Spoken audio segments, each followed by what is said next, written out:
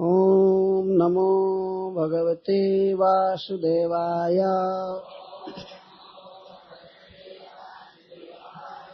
ओम नमो भगवते वासुदेवाय। ओम नमो भगवते वासुदेवाय।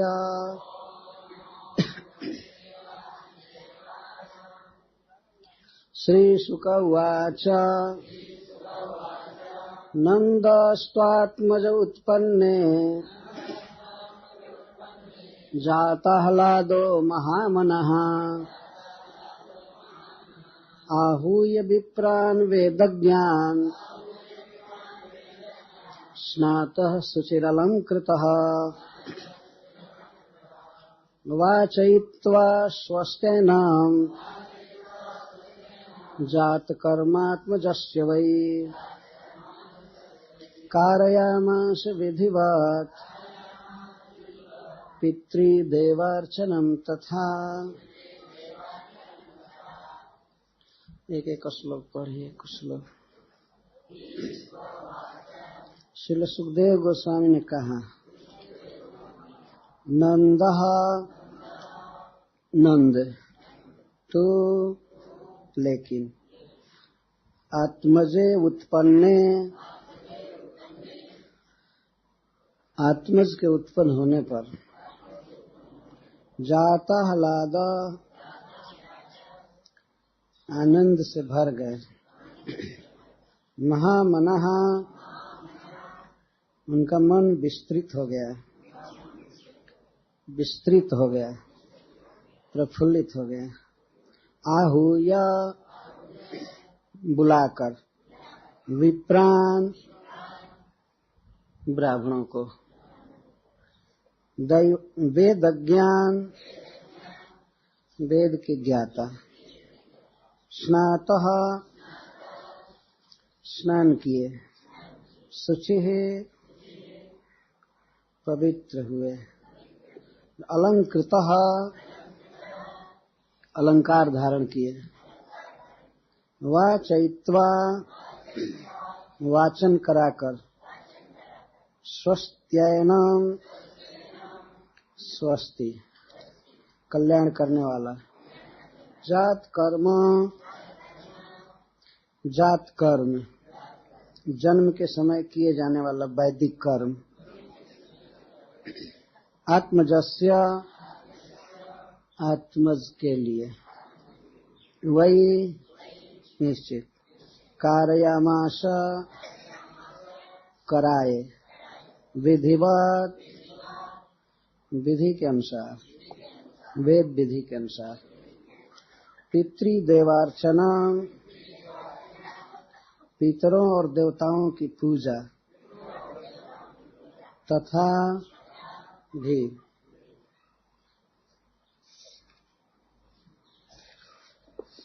तो सवेरे हम लोग सुन रहे थे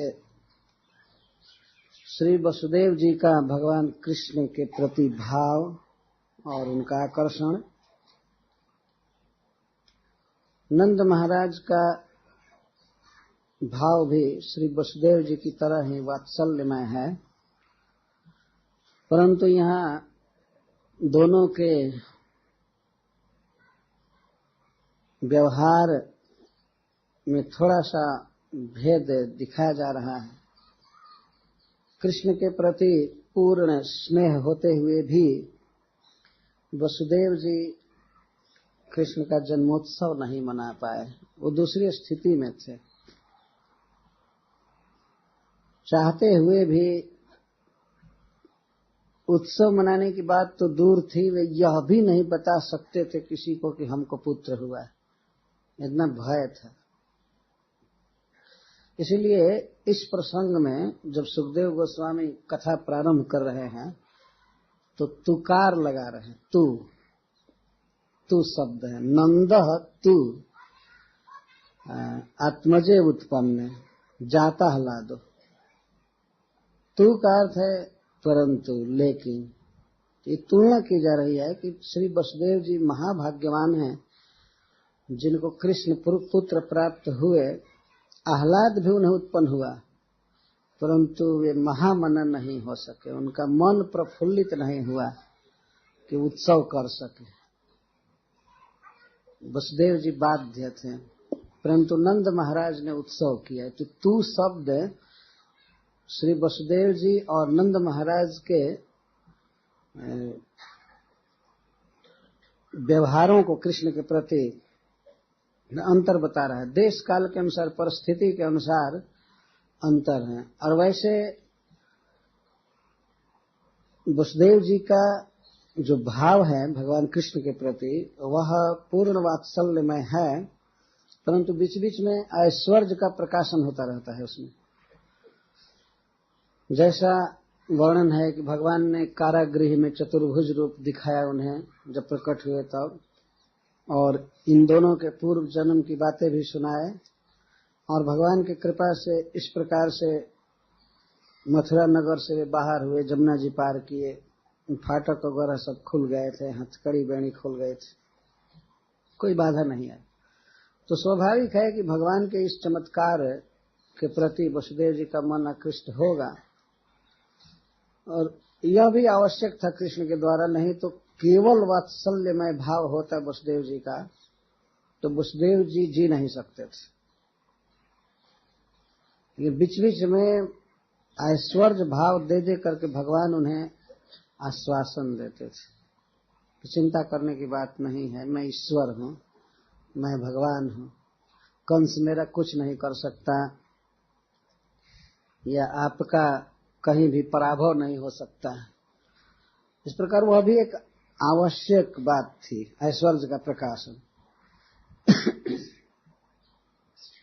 और दूसरी बात यह है कि वसुदेव जी बहुत बड़ी विपत्ति में थे, कारागृह में बंद थे, उनके पुत्र मारे जा रहे थे, अपनी पत्नी उनके साथ कारागृह में थी, और अन्य पत्नियां अन्य संबंधियों के यहाँ भेज दी गई थी छिपा करके। तो वे कैसे उत्सव कर सकते थे? वसुदेव जी ने पुत्र का जन्मोत्सव नहीं किया, लेकिन नंद महाराज ने किया। सुखदेव गोस्वामी तू शब्द लगा करके यह बात कह रहे हैं। और यहाँ एक विशेष शब्द है आत्मजे उत्पन्न, आत्मज के उत्पन्न होने पर। आत्मज का अर्थ होता है जो जिसके देह से उत्पन्न होता है। आत्मा का अर्थ है देह, और मुख्य अर्थ है हृदय। हृदयात् जातः आत्मज, आत्मनः जातः आत्मज। जो किसी व्यक्ति से उत्पन्न हो, उससे आत्मा से उत्पन्न हो, देह से उत्पन्न हो, तो उसको आत्मज या देहज कहते हैं। तो वसुदेव जी नंद महाराज के यहाँ जब पुत्र हुआ, आत्मज हुआ, तो नंद महाराज को बहुत आह्लाद हुआ। एक प्रश्न उठता है कि सुखदेव गोस्वामी को तो ये मालूम है कि कृष्ण नंद महाराज के आत्मज नहीं है, वो तो आए हैं मथुरा से, ये क्यों आत्मज कह रहे हैं? कुछ लोग ऐसा कहते हैं कि भाव था नंद महाराज का। नंद महाराज को क्या पता था कि उनका बच्चा मथुरा से आया है, उनको क्या पता था? इसलिए जब उत्पन्न हुआ तो नंद महाराज को भाव हुआ कि मेरा आत्मज हुआ है। तो नंद महाराज के भाव के अनुसार श्री सुखदेव गोस्वामी बोल रहे हैं, नहीं तो ऐसी बात नहीं। श्री सुखदेव गोस्वामी नंद महाराज के भाव के अनुसार बोल रहे हैं, लेकिन सुखदेव गोस्वामी का भी कुछ भाव है ना, वे अपना भाव छोड़ करके नहीं बोल सकते हैं। वे देख रहे हैं कि कृष्ण वास्तव में नंद महाराज के पुत्र हैं, आत्मज। तू शब्द भिन्नता बता रहा है। वसुदेव जी ने सोचा कि उनका पुत्र गोकुल में पहुंचा दिया गया, ठीक है, लेकिन नंद महाराज ने जो उत्सव किया अपने आत्मज के उत्पन्न होने पर किया, यह भाव है। तो तू शब्द लगा हुआ है, तुकार कहते हैं संस्कृत में इसको। कोई भी अक्षर होता है या शब्द, उसको दे करके उसमें कार शब्द लगाते हैं। जैसे ल शब्द है तो ल कार, या क शब्द क कार, ऐसे तू कार, ये तू कार शब्द।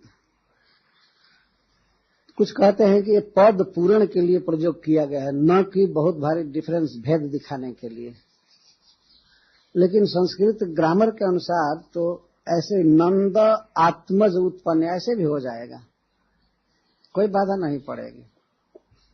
नंद आत्मज उत्पन्न, नंद स्वात्मज उत्पन्न। तो कुछ लोगों की ये दलील है जो ये नहीं स्वीकार करते हैं कि श्री कृष्ण गोकुल में भी जन्म लिए थे।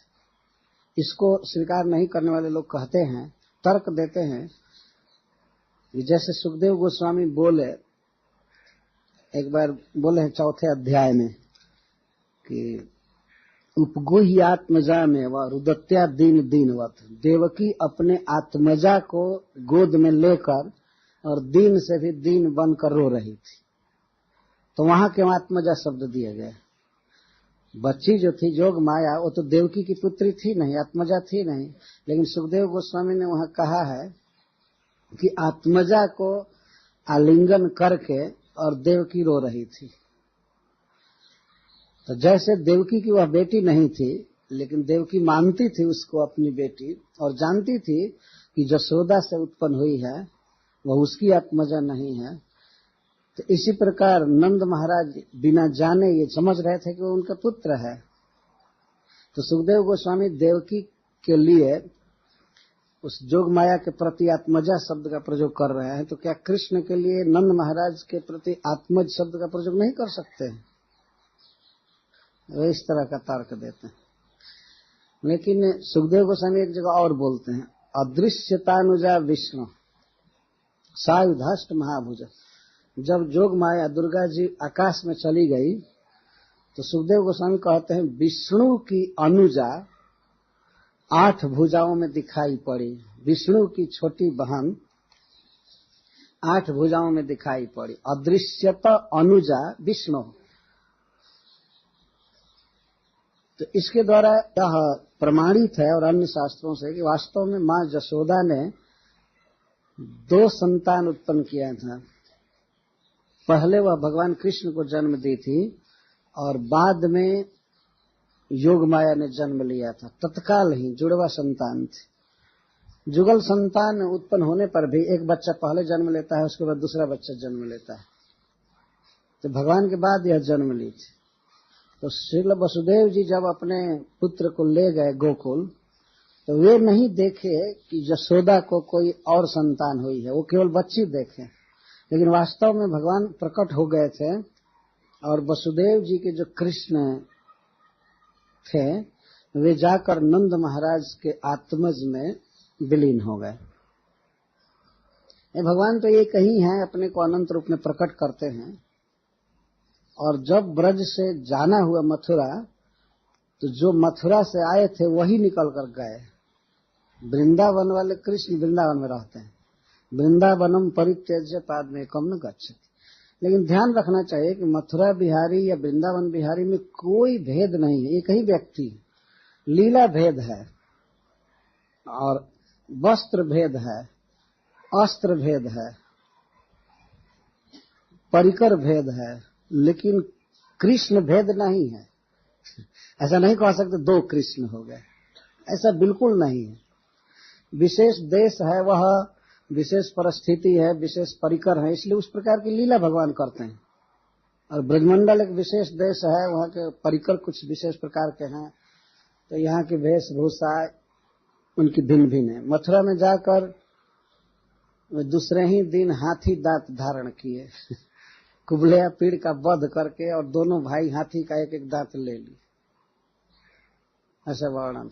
और उससे बहुत से शत्रुओं का वध किए। ब्रज में बांसुरी धारण करते। जब वृंदावन से मथुरा गए तो बांसुरी नहीं ले गए।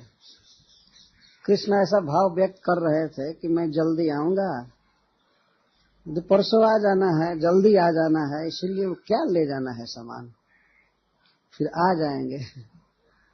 माँ जसोदा से कहे कि संभाल करके रखना सब सामान, विशेष करके बांसुरी, नहीं तो राधिका चुरा लेगी उसको, ऐसा कहते थे। यहाँ तक कि सूरदास जी ने लिखा है, जब उद्धव को भेज रहे हैं भगवान कृष्ण, तो संदेश दे रहे हैं कि मेरे माँ से कह देना मेरा सारा सामान रखे संभाल करके, मेरी बांसुरी को संभाल कर रख। तो कई बार जब वे ब्रज में थे तब भी बांसुरी चोरी चली गई थी। तो उनको ये शंका होती थी कि मैं इधर हूं तो उधर हो सकता है वो लोग चुरा लें, सारा सामान संभाल कर रखना। तो लेकर नहीं गए थे। यहाँ जो कुछ धारण करते थे वो मोरपंख और गुंजा के हार या गैरिक धातु से जो चित्रकारी भगवान के मुख पर की जाती थी वो सब वहां मथुरा में नहीं। तो वहां तो अब अंगराग चालू हो, दूसरे तरह का। तो केवल लीला भेद है, ये वस्त्र धारण में भेद है, व्यक्ति वही है, कोई भेद नहीं। आजकल कुछ लोग मथुरा के कृष्ण और वृंदावन के कृष्ण को ऐसा वर्णन करते हैं जैसे दो व्यक्ति। और एक भारत का बहुत बड़ा लेखक लिखा है कि जब हम महाभारत पढ़ते हैं और भागवत पढ़ते हैं तो हम इस निर्णय पर आए हैं कि भागवत के कृष्ण महाभारत के कृष्ण से भिन्न व्यक्ति हैं, क्योंकि महाभारत के कृष्ण बहुत महान हैं। वे राजाओं की सभा में बैठते हैं, गीता जैसा उपदेश दिए हैं, इतना बड़ा ज्ञान, और वह कृष्ण क्या चोरी करके खा सकते हैं? बताइए। ये कृष्ण गाय चराए होंगे, चोरी किए होंगे और झूठ बोले होंगे? ऐसा नहीं हो सकता। निश्चित ये दो कृष्ण। तो माया के द्वारा उसकी बुद्धि नष्ट हो गई थी, इसलिए ऐसा वो लिखा। माया अपहृत ज्ञान, बहुत प्रसिद्ध लेखक ऐसा लिखा। तो भगवान की लीलाएं इस तरह समझ में नहीं आती हैं, परंतु वैष्णव हो करके और अपने को सांप्रदायिक वैष्णव कह करके भी जो व्यक्ति द्वारका बिहारी, मथुरा बिहारी और वृंदावन बिहारी में भेद करे, तो इसका अर्थ है कि उसने कुछ समझा नहीं, कुछ भावुकता के कारण ऐसी बातें वो कहता रहा। कोई भेद नहीं, लेकिन परिकर भेद है, परिकरों में भाव भेद है, लीला भेद है। तो यहाँ पर वसुदेव जी और नंद महाराज के भावों को प्रकाशित किया गया है। बिल्कुल प्रारंभ में दसम स्कंध के वात्सल्य भाव ही अभिव्यक्त हुआ है अधिक, और इस भाव ने इतना आकृष्ट किया है सारे जगत को, इतना आकृष्ट किया है कि इस पर लाखों करोड़ों कविताएं लिखी गई होंगी आज तक। और श्रीपद वल्लभाचार्य ने तो इस रस को बहुत ही श्रेष्ठ माना, और प्रायः उनके जितने भी संप्रदाय के प्रवर्तक लोग हुए और आज भी जो भक्त हैं, उनके घर में लाला जी लड्डू गोपाल जरूर है। तो इस भाव को उस महापुरुष ने बहुत भरा है। वास्तव में मैं देखा दुनिया में घूम करके, गुजरातियों के परिवार में लाला जी जरूर हैं, और यह श्रीपद वल्लभाचार्य की कृपा है। वे मानते हैं कि कृष्ण हमारे हैं, उनके ब्लड में ये बात भरी हुई है कि कृष्ण हमारे हैं। वो सब जगह जाकर के देखा, बहुत परंपरा से वो बात उनके हृदय में स्थापित की गई है। इस कारण से हरे कृष्ण आंदोलन भगवान कृष्ण को स्वीकार करने में उन्हें देर नहीं होती, बहुत जल्दी स्वीकार कर लेते, क्योंकि प्लेटफार्म बना हुआ है ऑलरेडी। लेकिन और जगह पर कुछ दूरी है कृष्ण से, भिन्न भिन्न क्षेत्रों में कुछ न कुछ ऐसी दूरी है। तो भागवत दसम स्कंध के प्रारंभिक अध्यायों में इस वात्सल्य भाव को व्यक्त किया गया है, और वैसे भी अगर कैटेगरी किया जाए तो दास सख्य के से ये ऊपर माना गया है। इसके बाद कोई भाव थोड़ा ऊपर है तो वह है माधुर्य भाव। कृष्ण एक हैं, लेकिन उनके प्रति परिकरों के भाव में भेद हो रहा है। यशोदा का भाव कृष्ण के प्रति अपने तरह का है और राधा रानी का अपने प्रकार का है, लेकिन क्या यह कहा जा सकता है कि राधा रानी के भाव से यशोदा का भाव कम है? नहीं, राधा रानी का भाव दूसरे प्रकार का है, कि हमारे प्रियतम हैं, हमारे प्राणनाथ हैं, उस तरह का भाव है। और जसोदा का है कि हमारा प्राण गोपाल है, हमारा लाला है, अबोध है, इसको भोजन का भी ठीक से ज्ञान नहीं है, देश काल का ज्ञान नहीं है, इसलिए इसकी रक्षा करनी है, इसको ढंग से रखना है जिससे ये स्वस्थ रहे। रात दिन कृष्ण के चिंतन में रहती, चिंतन में ही नहीं साधिकार सेवा में रहती, सेवा में रात दिन लगी रहती है। कृष्ण एक हैं, उनके प्रति भिन्न भिन्न भक्तों के भिन्न भिन्न भाव होते हैं। तो वसुदेव जी के भाव में और नंद महाराज के भाव में बहुत सादृश्य है, लेकिन किंचित अंतर भी है, थोड़ा सा अंतर है।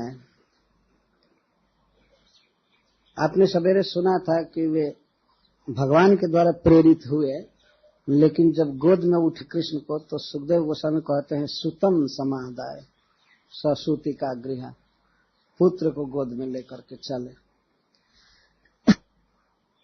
तो श्रील सुखदेव गोस्वामी यहाँ बोल रहे हैं, वास्तव में नंद महाराज के महान भाग्य का वर्णन कर रहे हैं। नंदस्त्वात्मज उत्पन्ने जाता लादो महामना। नंद महाराज को पुत्र क्या हुआ, ऐसा लगा कि पुत्र के रूप में मूर्तिमान आनंद उनके घर में जन्म ले लिया। जाता आह्लाद, नख से सिख तक नंद महाराज का शरीर और मन प्राण सब आनंद में भर गया। स्वयं ही नंद है वे। नंद का अर्थ भी आनंद ही होता है। नंदयति जगत इति नंद, जो संपूर्ण जगत को नंदित करे, उसमें आ उपसर्ग लगा हुआ है। आनंद या नंद दोनों एक ही चीज।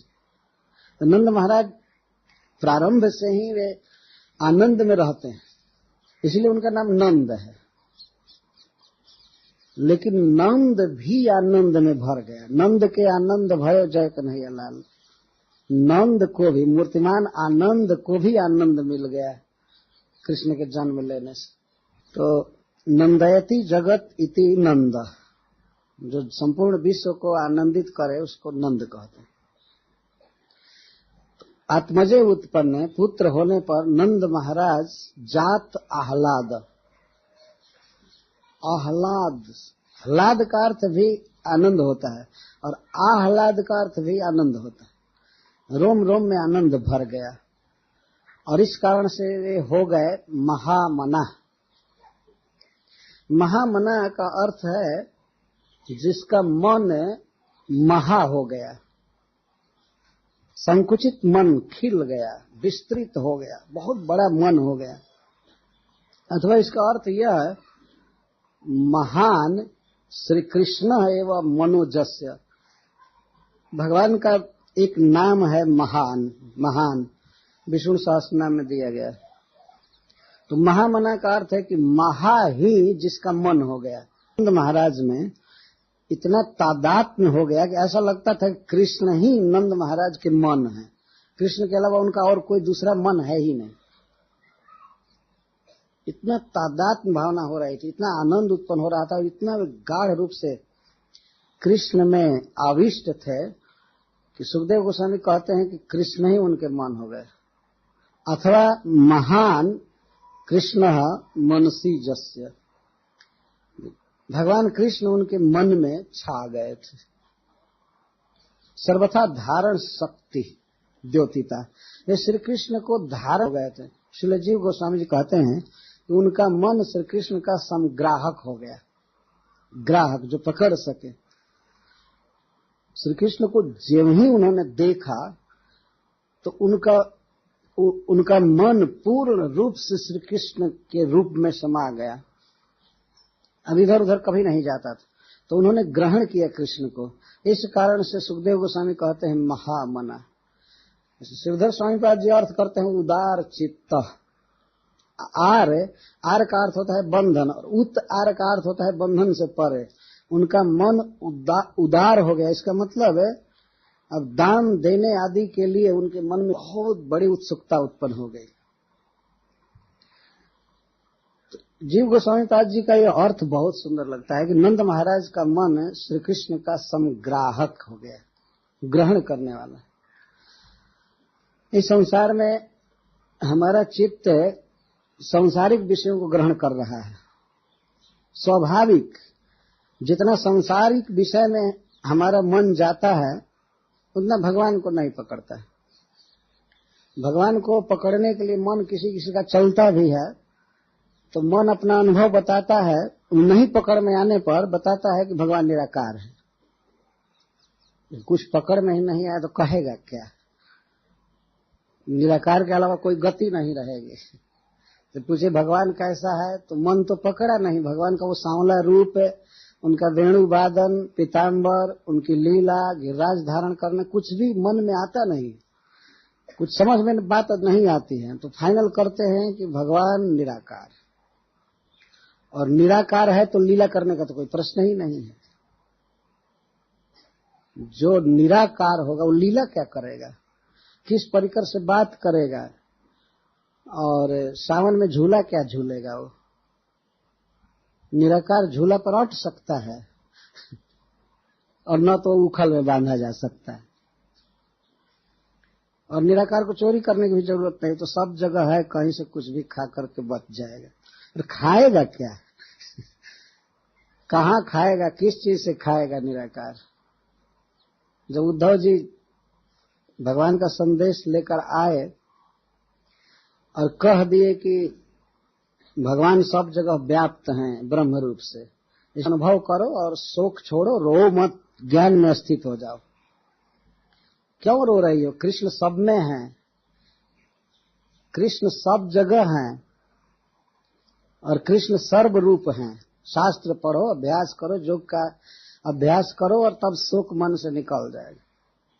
तो गोपियों ने कहा कि उद्धव जी ठीक है, अगर कोई ब्रह्म है, निराकार है, लेकिन हमको ऐसे निराकार ब्रह्म की कोई आवश्यकता नहीं है। कर बिनु कैसे गाय दुही है हमारी वह, पद बिनु कैसे नाचे थिर की रिझाई है। अगर उस ब्रह्म को कर नहीं है, हाथ नहीं है, तो हमारे गाय को कैसे दुहेगा? जो गाय दुहने की जरूरत है ना, जिसको हाथ है वही गाय दुहेगा। तो कर बिनु कैसे गाय दुही है हमारी वह, पद बिनु कैसे नाचे थिर की रिझाई। कैसे बिना पैर के वो नाचेंगे? हम लोगों के साथ रास लीला में उनको नाचना है, तो आपका निराकार ब्रह्म बिना टांग वाला है तो नाचेगा कैसे? बिना पैर का है। कहे रत्नाकर बदन बिनु कैसे चाखी, माखन बजाई बिनु गोधन गवाई। जब आपके ब्रह्म को मुख नहीं है तो हमारे द्वारा दिया गया माखन कैसे खाएगा, और कैसे वेणु बजाएगा, और कैसे गौओं को बुलाएगा? और उसको कान नहीं है, आंख भी नहीं है, तो हम पर जब विपत्ति पड़ेगी, फिर इंद्र वर्षा करेंगे, फिर वन में आग लगेगी, या फिर कालिए आ जाएगा, तो हमारी न करुण पुकार वो सुन पाएगा आपका ब्रह्म, न देख पाएगा। तो हम लोग तो ऐसे ही मर जाएंगे। कोई देखने सुनने वाला चाहिए जो हमारी विपत्ति को देखे, सुने और पिघल जाए। ये आपका अनुपम, अलख, निरंजन ब्रह्म हमारे किस काम में आएगा? इस ब्रह्म का वर्णन जाकर के कुबरी से क्यों नहीं करते हो? उसको उपदेश करो, कुब्जा को जाकर के करो। आया है, कान फोड़ रहा है, निराकार निराकार कहो।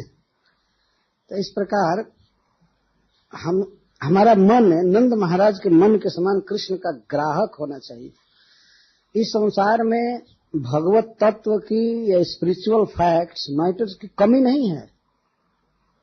कुछ लोगों का ऐसा कहना है कि भगवत गीता का उपदेश जो भगवान ने किया था, उनके शब्द आज भी हवा में तरंगित हो रहे हैं, आकाश में हैं।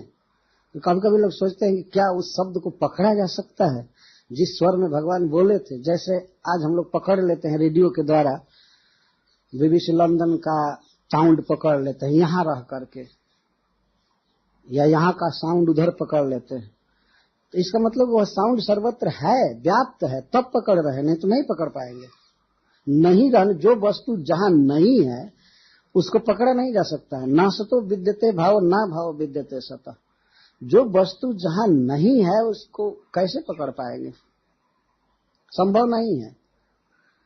आप यहाँ टेलीविजन रख दीजिए, हजारों टेलीविजन के प्रत्येक स्क्रीन पर रूप दिखाई देगा, और वह रूप कहीं एक जगह ट्रांसमिटेड हो रहा है, परंतु वह है सर्वव्यापक, प्राकृत होते हुए भी, मैटेरियल होते हुए भी सर्वव्यापक। लेकिन जिसके पास टेलीविजन नहीं है और जिसके पास रेडियो नहीं है, तो सर्वत्र बिखरे हुए उस साउंड को और उस फॉर्म को, रूप को पकड़ नहीं पाएगा, बहुत मुश्किल है। इसी तरह से भगवान कृष्ण का रूप, उनकी लीलाएं और उनके परिकर सर्वव्यापक हैं, वो विभू तत्व हैं, लेकिन उनको पकड़ने के लिए नंद महाराज जैसा मन चाहिए, इसको महामना कहते हैं। श्रील जीव गोस्वामी के शब्द का भाव है संग्राहक, ग्रहण करने की शक्ति होनी। हमारे यहाँ लोग कहा करते हैं गुण न हिराने, गुण ग्राहक हिराने। इस संसार में गुणों की कमी नहीं है, गुण ग्रहण करने वाले की कमी है। ऐसे लोग बहुत कम हैं। वास्तव में भगवान का सांवला सलोना रूप है, लेकिन कितने लोग दीवाना हुए उस रूप के पीछे। संसार के रूप में दीवाना हो जाते हैं, ये गली गली में देखे जाते हैं, लेकिन कृष्ण के रूप में दीवाना नहीं हुए। और कुछ लोग आर्टिफिशियल कहते भी है, तो ज्यादातर वो निराकार करो, नहीं पकड़ रहा है मन। मन नहीं पकड़ रहा है तो आंख कहां से पकड़ेगी, कान कहां से पकड़ेगा। मन में तो बहुत शक्ति होती है, लेकिन मन इतना विषयाविष्ट है लोगों का कि भगवान को नहीं पकड़ रहा है। इस जीवन की सबसे बड़ी सफलता यही है कि हम, हमारी आंख, हमारा कान, हमारी जिह्वा, हमारा टच सेंसेशन, स्पर्श शक्ति, ये सब कृष्ण को पकड़े। जैसे वाणी है, तो इस जगत में बिखरे हुए भगवान के नाम को पकड़े। हरे कृष्णा कृष्णा कृष्णा हरे हरे, हरे राम राम राम हरे। तो जब इस प्रकार से हम भगवान के रूप, रस, गंध, शब्द को पकड़ने में समर्थ हो जाते हैं, तो उस समय मन को कहा जाएगा कि यह महान मन हो गया। नहीं तो मन बहुत नीच है। चित्तम नीच गति स्वभाव तरलम। चित्त हमेशा नीचे की ओर जाता है, जैसे जल। जल को यदि आप छोड़िए तो वो नीचे जाता है, ऊपर नहीं चढ़ता है, नीचे बहता जाता है। तो हम लोगों का चित्त हमेशा नीचे जा रहा है, नीचे जा रहा है। और विशेष करके किसी के दोषों को ग्रहण करने में बहुत एक्सपर्ट। किसमें क्या अच्छाई है, गुण है, इसको मन पकड़ नहीं पाता है। दोष जहां दिखाई दिए तत्काल पकड़ लेता है।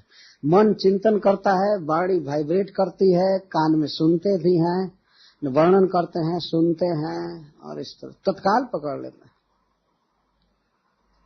जैसे स्याही सोख पेपर होता है, सिलाई सोखने वाला, कहीं स्याही गिर जाती थी, हम लोग पढ़ते थे लोअर क्लास में स्कूल, तो स्याही सोख जरूर रखते थे। जैसे पेन होते थे जो बहुत ज्यादा सिलाई उगल देते थे, तो सिलाई सोख पेपर होता था, तुरंत रखते थे और सोख लेता था। ग्राहक, इसको ग्रहण करने वाला, ग्रहण कर लेता था। तो स्याही सोकर की तरह हमारा हृदय होना चाहिए कि किसी के गुण को, और खास करके भगवान के रूप, लीला आदि को ग्रहण कर ले। और दूसरे के मतलब मैटेरियल जगत के रूप, रस, गंध आदि को ग्रहण करने में बैड कंडक्टर हो जाना चाहिए। जैसे प्लास्टिक ग्रहण नहीं करता है, तो कहीं कहीं बिजली का करंट होता है, लेकिन उसके चारों तरफ प्लास्टिक का आवरण होता है, तार, तो उसको हम छूते हैं, करंट नहीं मारता। तो संसार के दोषों को ग्रहण करिए, और भगवान के रूप, रस, या किसी महात्माओं के गुणों को ग्रहण करने में बिल्कुल शाही शौक की तरह होना चाहिए। एक दिन मैं उदाहरण दे रहा था, एक व्यक्ति आया और एक साधु के दोष का वर्णन करने लगा। तो मैं कहा कि आप बहुत एक्सपर्ट हैं दूसरे के अवगुण को ग्रहण करने में। इतने पर सुनकर जल गया, इतना बड़ा रॉकिंग कर दी, आघात कर दी। मैं कहा, आप जब से आए तो आप केवल उनकी बुराई कर रहे हैं, उनमें कोई अच्छाई आप है कि नहीं, आप जरा स्वस्थ चित्त से विचार कीजिए। नहीं, आप कैसे कह दिए कि मैं अवगुण ग्रहण कर रहा हूं। तो मैं बताया कि एक वैक्यूम मशीन होती है जो कारपेट को साफ करती है, जितना कूड़ा कचरा होता है, कोई पत्ता, कोई कागज, कोई खरपात, उसको बड़े जोर से सांस लेकर सोख लेती है, अपने पेट में रखने वाले सब रखते हैं अपने घर। तो दूसरे के दोषों को इस तरह से ग्रहण करने की क्षमता बना ली हम लोग। ये हमारा बिगाड़ा हुआ है वास्तव में। कभी दूसरे के दोष को ग्रहण नहीं करना चाहिए। हम चाहते हैं कि हमारा जीवन सुधरे, तो दूसरे के दोषों को तो बिल्कुल ग्रहण नहीं करना चाहिए, बिल्कुल ग्रहण नहीं करना चाहिए। और भगवान के गुणों को और साधुओं के या किसी भी व्यक्ति के सद्गुण को तुरंत ग्रहण करने की क्षमता होनी चाहिए। तब हमारा जीवन सबलाइम हो सकता है, भव्य हो सकता है, नहीं तो नहीं होगा। ग्रहण करने की शक्ति होनी चाहिए। तो नंद बाबा का जो मन था वो सिर्फ अर्थ हो गया। महामना का अर्थ श्रील जीव गोस्वामी पाद जी करते, पूर्ण प्रफुल्लित मन हो गया, कृष्ण को ग्रहण किया। तो वे तत्काल ही स्नान किए। स्नातः, पहले वे ब्राह्मणों को खबर भेजे। पुत्र का जन्म सुनते ही अपने कुछ सेवकों को गांव में भेजे कि जाओ और दैवज्ञ अथवा वेदज्ञ ब्राह्मणों को बुला लाओ। वे जोहना नहीं था, खोजना नहीं था कि वो कौन ब्राह्मण है। वो सब पहले वेद में पारंगत विद्वान ब्राह्मण थे, ज्योतिष शास्त्र के भी बड़े बड़े विद्वान। तो उनको तत्काल बुलाया गया खबर दे करके, बच्चे का जात कर्म करने के लिए। जात कर्म का अर्थ होता है बच्चा जब उत्पन्न होता है तो उस समय कुछ वैदिक क्रियाएं की जाती हैं बच्चे के भविष्य में उन्नति के लिए, दीर्घ जीवन के लिए, और वो ज्ञानी विद्वान बन सके, कोई इसके जीवन में बाधा न आवे। इस ममता के आवेश में नंद महाराज बुला रहे हैं ब्राह्मणों को, जो किसी जीव के भूत भविष्य को जानते हैं, देखते हैं कि पहले क्या था, बाद में क्या होगा, और उसमें कुछ क्रियाएं की जाती हैं, उससे उसका मंगल होता है। तो नंद महा के लिए, और इसके बाद स्नान किए। स्नान किए और स्नान के बाद सुखदेव गोस्वामी कहते हैं सूची बने। स्नान करना अलग चीज है और सूची बनना अलग चीज है। सूची का अर्थ है कि स्नान के बाद वो कुछ जप किए, तिलक धारण किए। वो तिलक धारण करने से देह शुचि होता है। केवल जल में नहा लेने से वो केवल स्नान भर होता है, लेकिन पवित्र नहीं होता है। भागवत में लिखा गया है कि कलयुग में लोग केवल पानी से स्नान करेंगे, केवल जल से स्नान करेंगे। तो सुखदेव गोस्वामी को ये पता नहीं था क्या कि लोग साबुन से भी नहाएंगे। तो वो कहते हैं कलयुग में लोग जल से स्नान को ही स्नान मान लेंगे। पहले लोग स्नान करते थे तो शरीर में पहले तेल लगाते थे, उबटन लगाते थे बहुत प्रकार से, और स्नान के बाद चंदन लगाते थे, अंगराग लगाते थे। स्नान करते भी थे तो वे मंत्र से भी स्नान करते थे। ऐसा नहीं केवल चुपचाप पानी डाला और चला आया। स्नान करते समय मंत्र बोलना चाहिए, हरे कृष्णा कृष्णा कृष्णा हरे हरे, हरे राम राम राम। हमने देखा है गांवों में, अपने इस देश में आज जो व्यक्ति भक्त नहीं भी है वो भी और समय तो भगवान का नाम हो सकता है न लेता हो, लेकिन स्नान करते समय जरूर सीताराम, हरे जय भोले शंकर, ये सब कहता है। स्नान करते समय हम लोग देखा है। नाम बोलने से शरीर और मन की शुद्धि होगी। जल क्या करेगा? हाँ, जल यदि तीर्थ का है तो वो पवित्र करता है, लेकिन और जल केवल साफ करता है, स्वच्छ करता है, पवित्र नहीं करता है। तो स्नातः शुचि, नंद महाराज सूची बने, मतलब तिलक धारण किए और जप किए कुछ मंत्र, और अलंकृत, इसके बाद अलंकृत हुए। ऐसा नियम है कि बच्चे के जन्म के अवसर पर अलंकार धारण करना चाहिए, वो अभी एक मंगल है। बहुत प्रकार के बाधाएं दूर हो जाती हैं अलंकार धारण करने से। बहुत खेद की बात है कि अब के लोग अलंकार धारण नहीं कर रहे, वो है ही नहीं, कोई धारण क्या करे। इसलिए समस्त अमंगल दूर करने के लिए सबसे बड़ा अलंकंठी और तिलक, इसको तो जरूर धारण करना चाहिए। और ये सब जगह मिलता है, प्रभुपाद जी की कृपा से अब तो सारी दुनिया में सुलभ है। कंठी और तिलक कहीं जाइए श्रील प्रभुपाद जी की कृपा से महाप्रसाद मिलता है, सब जगह भगवान के विग्रह हैं और तुलसी तिलक सब जगह सुलभ। ऐसे इसको अलंकार कहते हैं, आज का सबसे अच्छा अलंकार। तो नंद महाराज से शुद्ध होकर के फिर ब्राह्मणों को बुलाकर स्वस्ति वाचन कराए। पहले स्वस्ति वाचन का अर्थ होता है वेद के कुछ ऐसे मंत्रों को पढ़ना जिनके उच्चारण मात्र से अभीष्ट पूर्ण होता है और जीवन की बाधाएं चली जाती है। इसको स्वस्त्यायनम कहते हैं। स्वस्ति आयनम स्वस्त्यायनम, कल्याण करने के लिए। सबसे अधिक शक्ति यदि कल्याण करने की है तो वेदों के शब्दों में है, और केवल ऐसे सूक्ष्म कल्याण ही नहीं, वस्तु उत्पन्न करने की शक्ति वेदों के मंत्रों में है। जैसे करदम जी ने उत्पन्न किया था, विमान उत्पन्न किया था, शब्द द्वारा सृष्टि हुई है। शास्त्र बताते हैं कि यह सृष्टि जो हम देख रहे हैं इस शब्द से निकला है। आकाश का गुण है शब्द, और आकाश हुआ वायु से फिर अग्नि, अग्नि से जल और जल से पृथ्वी, तो शब्द द्वारा सृष्टि हुई है। अतः यदि मंगल करना है, जीवन में उन्नति पाना है, यहाँ तक कि स्वर्गीय लोक आदि पाना हो, तो शब्द का आश्रय लेना पड़ता है। वैदिक मंत्रों के सहारे ही स्वर्ग की प्राप्ति होती है। केवल अग्नि में घी गिरा देने से स्वर्ग नहीं मिलता है, जब उचित शब्द द्वारा यज्ञ करते हैं तब स्वर्ग मिलता है। इसीलिए इस संसार में शब्दों का चयन करना चाहिए कि हम किस शब्द को जीवन भर बोलते रहेंगे और किन किन शब्दों को हम नहीं बोलेंगे। तो वेद के कुछ ऐसे शब्द हैं, उनका आश्रय लेना चाहिए। उसमें सबसे बड़ा है महामंत्र, हरे कृष्णा कृष्णा कृष्णा हरे हरे, हरे राम राम राम। तो कोई भी क्रिया करने से पहले स्वस्ति वाचन करना चाहिए, मंगल वाचन करना चाहिए, स्वस्ति पाठ कहते हैं इसको।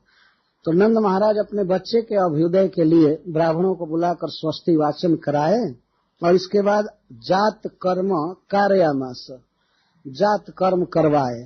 जन्म के समय जो क्रिया अपेक्षित होती है उसको करवाए। और इसके साथ ही साथ नंद महाराज ने देवताओं तथा शब्द बता रहे कि जथा जात कर्म करवाए तथा पितृ देवार्चनम च कार्यामास, पितरों और देवताओं की अर्चना कराए। क्योंकि किस व्यक्ति के जीवन में कृष्ण भावना की उन्नति के लिए देवताओं का आशीर्वाद अपेक्षित है, और जीवन में सुखी रहने के लिए चाहे धन की दृष्टि से हो या जीवन की दीर्घता की दृष्टि से हो, हम लोगों का संबंध देवताओं से है। ऐसा नहीं है कि कोई संबंध ही नहीं, देवताओं को सब पता है, वे सब हिसाब किताब से, हमको पता नहीं है, अन्य जीवों को पता नहीं रहता। संबंध है, और भगवान के द्वारा दी हुई जीवन की आवश्यकताओं को विविध जीवों को देते रहते हैं। जैसे वर्षा करना, हवा देना, प्रकाश देना, कई तरह से पानी की व्यवस्था करना, और भी धरती से भगवान इंद्र का कितना बड़ा हाथ है। वे वर्षा करते हैं तब सब कुछ उत्पन्न होता है, और तब प्रसाद बनता है, तब हम लोग जी रहे हैं। यद्यपि वे जो कुछ भी कर रहे हैं सब भगवान कृष्ण का दिया हुआ है, लेकिन फिर भी देवताओं का बहुत बड़ा सहारा है हम लोगों के लिए। जिसको वे आशीर्वाद दे दे वो सुखी रहेगा, स्वस्थ रहेगा। और पितर, देवता और पितर बहुत प्रसिद्ध शब्द है। तो देवताओं की पूजा कराए, पितरों की पूजा कराए, और भी यहाँ तक कि नवग्रह आदि की पूजा कराए अपने बच्चे के हित के लिए। सेवा है, इसके लिए नंद बाबा पूजा करवाए ब्राह्मणों से। आज के युग में बहुत भारी कमी यह भी है कि लोग कभी कभी अनन्यता के नाम पर, अनन्यता के नाम पर देवताओं का बहुत बड़ा तिरस्कार करते हैं। नंद महाराज यहाँ प्रमाण है, इसको शास्त्र प्रमाण कहते हैं। श्रील प्रभुपाद जी ने कहा है बुक्स आर द बेसिस, ये प्रमाण है। नंद महाराज जैसा व्यक्ति जिसके घर में साक्षात परब्रह्म भगवान पुत्र बनकर आए हैं, वह व्यक्ति अपने पुत्र के हित के लिए देवताओं की पूजा करा रहा है, पितरों की पूजा करा रहा है। तो यह भाव है नंद महाराज का अपने पुत्र के प्रति कि इसकी सुरक्षा हो, यह दीर्घायु बने, पढ़े लिखे, निरोग रहे, सुखी रहे, इसके लिए वे करा रहे थे। नंद महाराज के हृदय में जो कृष्ण प्रीति है, सुखदेव गोस्वामी उसको हम लोगों के सामने खोल रहे हैं सीखने के लिए। कृष्ण से इस तरह प्रेम करना चाहिए। कृष्ण की रक्षा का भाव है नंद महाराज। और विधिवत कराए, विधिवत का अर्थ है जो शास्त्रों में विधि दी गई है उस विधि के अनुसार कराए, ऐसा नहीं कि अपनी इच्छा के अनुसार। कुछ लोग तो कहते जथा शक्ति तथा भक्ति, और ये कह करके अपनी शक्ति को अपने अनुसार रखते हैं। उनकी जितनी शक्ति है उतना इस्तेमाल करते नहीं है। आप किसी से पूछिए आप कितना माला जप करते हैं, तो हम एक माला कर लेते हैं, नहीं बढ़ाना चाहिए, तो जथा शक्ति तथा भक्ति। और काम करने की आपकी बहुत विशाल शक्ति है और नाम जब बढ़ाने की शक्ति खत्म हो गई, जथा शक्ति तथा भक्ति, उसका मतलब यह है कि जितनी ताकत है उतनी भक्ति करनी चाहिए। मनुष्य शरीर में भगवान ने बहुत शक्ति दिया है वास्तव में। क्या 16 माला जप करने की भी शक्ति हमें नहीं है? अब हम क्या भगवान को प्राप्त करेंगे? उपनिषद में कहा गया है नायम आत्मा बलहीन न लभ्य। जो बलहीन है, शक्तिहीन है, वो भगवान को नहीं पा सकता है। अथवा इसका अर्थ है जो बलराम जी से हीन है वो कृष्ण को नहीं पा सकता है। जो कुछ भी हो, हेन निताई बिने भाई राधा कृष्ण पाईते नहीं, बल का वह भी अर्थ है। लेकिन बल का एक यह भी अर्थ है कि जब हमारे वाणी में, शरीर में, मन में 16 माला भी करने की ताकत नहीं है, तो क्या हम आशा करेंगे भगवान को पाने का? इस तरह से अपने भीतर बल रखना चाहिए। तो शास्त्र के अनुसार नंद महाराज ने पूजन किया। ये नहीं कह दिया कि नहीं हमारी इतनी शक्ति है इसलिए इतनी ही पूजा, पंडित जी पार कर दीजिए, ऐसे पार कर दीजिए, थोड़ा सा घी गिरा करके कुछ जैसे तैसे। विधिवत जो विधि शास्त्र में लिखी गई उसके अनुसार किए। ध्यान रखना चाहिए। भगवान ने गीता में कहा है ये शास्त्र विधि मुत्सृज्य वर्तते काम कारतः, यह शास्त्र विधि मुत्सृज्य वर्तते काम कारतः, न स को छोड़ करके मनमाना आचरण करता है वह कभी सिद्धि नहीं पाएगा, न सुख पाएगा, न परम गति पाएगा। ये परम गति सिद्धि देने वाला ही बोल रहा है, अब क्या कहाँ भागेंगे? जो शास्त्र बनाया है, जो कर्म फल देता है, वही कह रहा है कुछ नहीं मिलेगा।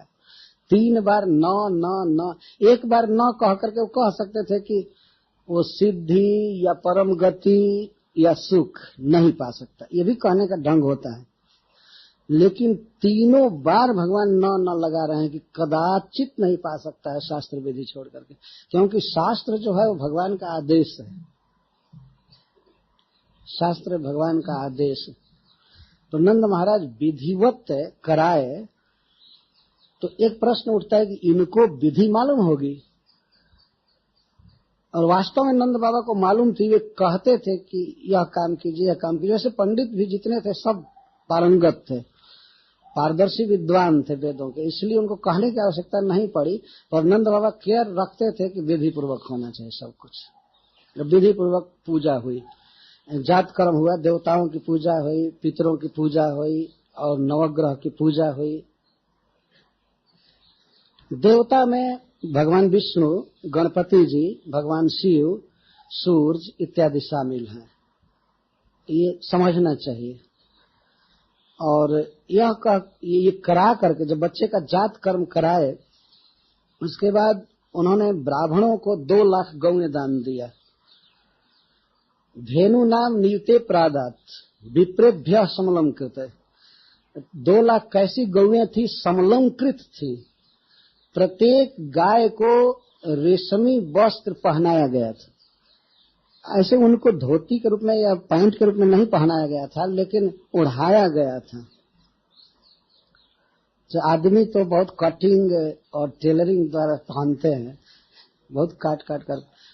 गौओं को इस तरह नहीं पहनाया जा सकता, क्योंकि उनको कोई आदमी पहनाएगा तब वो पहनेंगी, अपने से तो पहन नहीं सकती। फिर भी उनके ऊपर ओढ़ाया जाता है, विशेष करके जाड़े में। तो रेशमी वस्त्र और जिन पर सोने की जरी की गई थी, ऐसे वस्त्र गौओं को ओढ़ाए जा रहे थे, जो आजकल के रानी को भी दुर्लभ है। ऐसा वस्त्र कोई नहीं पहन सकते। जैसे नंद बाबा गौओं को पहनाए दान देने के लिए। और दूसरा श्रृंगार उनका समलंकार ये था, समलंकृते का अर्थ है सम्यक अलंकृते। पैर में चांदी के जूते थे गौओं के, और सींग में सोने मढ़े गए थे, और गले में सोने की मालाएं लटकाई गई थी, उसमें घंटियां लगी हुई थी। इस तरह उनका श्रृंगार हुआ था। इस तरह श्रृंगार करके और तब 2 लाख गौएं ब्राह्मणों को दी गई थी। तो जगह जगह गौएं रहती थी। वो संकल्प किया कि यहाँ की गौएं इस ब्राह्मण को भेज दो, यहाँ की गौएं इस ब्राह्मण को, यहाँ की गौओं को इस ब्राह्मण। एक जगह ला करके गौदान नहीं किया गया था। आजकल तो हमने गौदान देखा है प्रयागराज में, किसी बाछी को, गाय को खड़ा कर लेते हैं गंगा जी के तट पर, संगम पर, और ठंडा में वो गाय मरती रहती है, और 1.25 रुपए में भी गोदान हो जाता है। हजारों गोदान एक गाय से होता रहता है, और वो भी गाय कहीं जाती नहीं, ज्यों की त्यों रहती है। गायों के प्रति लोगों की श्रद्धा है, लोग गोदान करना चाहते हैं। तो आजकल के लोग ऐसे गोदान कराने, गाय दान करो लेकिन हम गाय नहीं लेंगे, पैसा दो। ये कौन सा गोदान है? हमने देखा था एक बार, एक आदमी एक व्यक्ति को गाय खरीद कर देना चाहता था, तो कहा नहीं, हमको गाय नहीं चाहिए, पैसा दो। तो पैसा ही सब कुछ हो गया। लेकिन नंद बाबा ने जो गोदान दिया, तो वास्तव में जगह जगह जो गौएं थी उनको बताया कि इस ब्राह्मण को यहाँ की गाय, इस ब्राह्मण को यहाँ की गाय, और अलंकार करके दी गई। तिलाद्रिम सप्त रत्न 7 कौभाम बराबर था। और इसके बाद वे तिल के 7 पहाड़ दान दिए। तिलाद्री, तिल पर्वत। तिल पर्वत का मतलब है अपने घर में ही 7 ढेरी बनाए गए तिल के। पर्वत से ये मत समझिए कि बहुत भारी भारी विशाल पर्वत, ढेरी। ऐसे घर की दृष्टि से बड़ी बड़ी राशियां थी, और उनके ऊपर रत्न जहां तहां रखे गए थे सजा करके। तिल के ऊपर रत्न, हीरा और सोना, जवाहरात, ये सब रखे गए थे, ढके गए थे तिल। और उसके ऊपर स्वर्ण रस का छिड़काव किया गया था। जिस कपड़े पर छिड़काव किया गया था गोल्ड के रस का, कर्क लगाए जाते हैं, सोने के कर्क, तो उस तरह के कपड़े उड़ाए गए थे उस पर। एक एक ढेरी ऐसी महंगी थी कि पूरा देश बिक जाएगा, इतने रत्न रखे गए थे।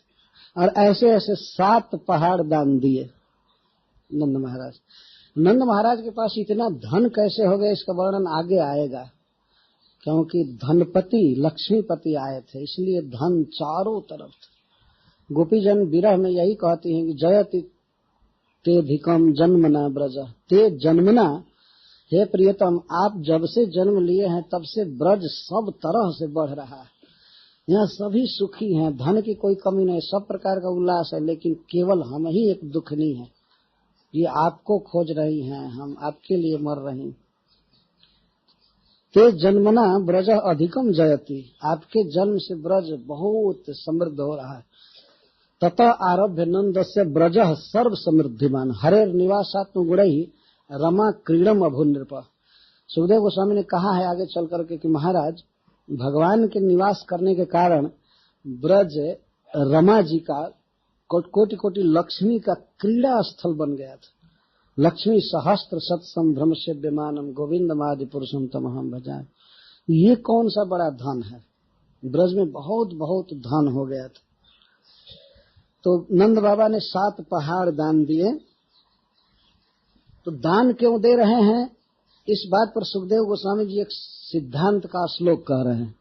कालेन स्नान शौचाभ्याम संस्कारैस्तपस्यज्जया शुद्ध्यन्ति दानैः संतुष्ट्या द्रव्याण्यात्मात्म विद्यया।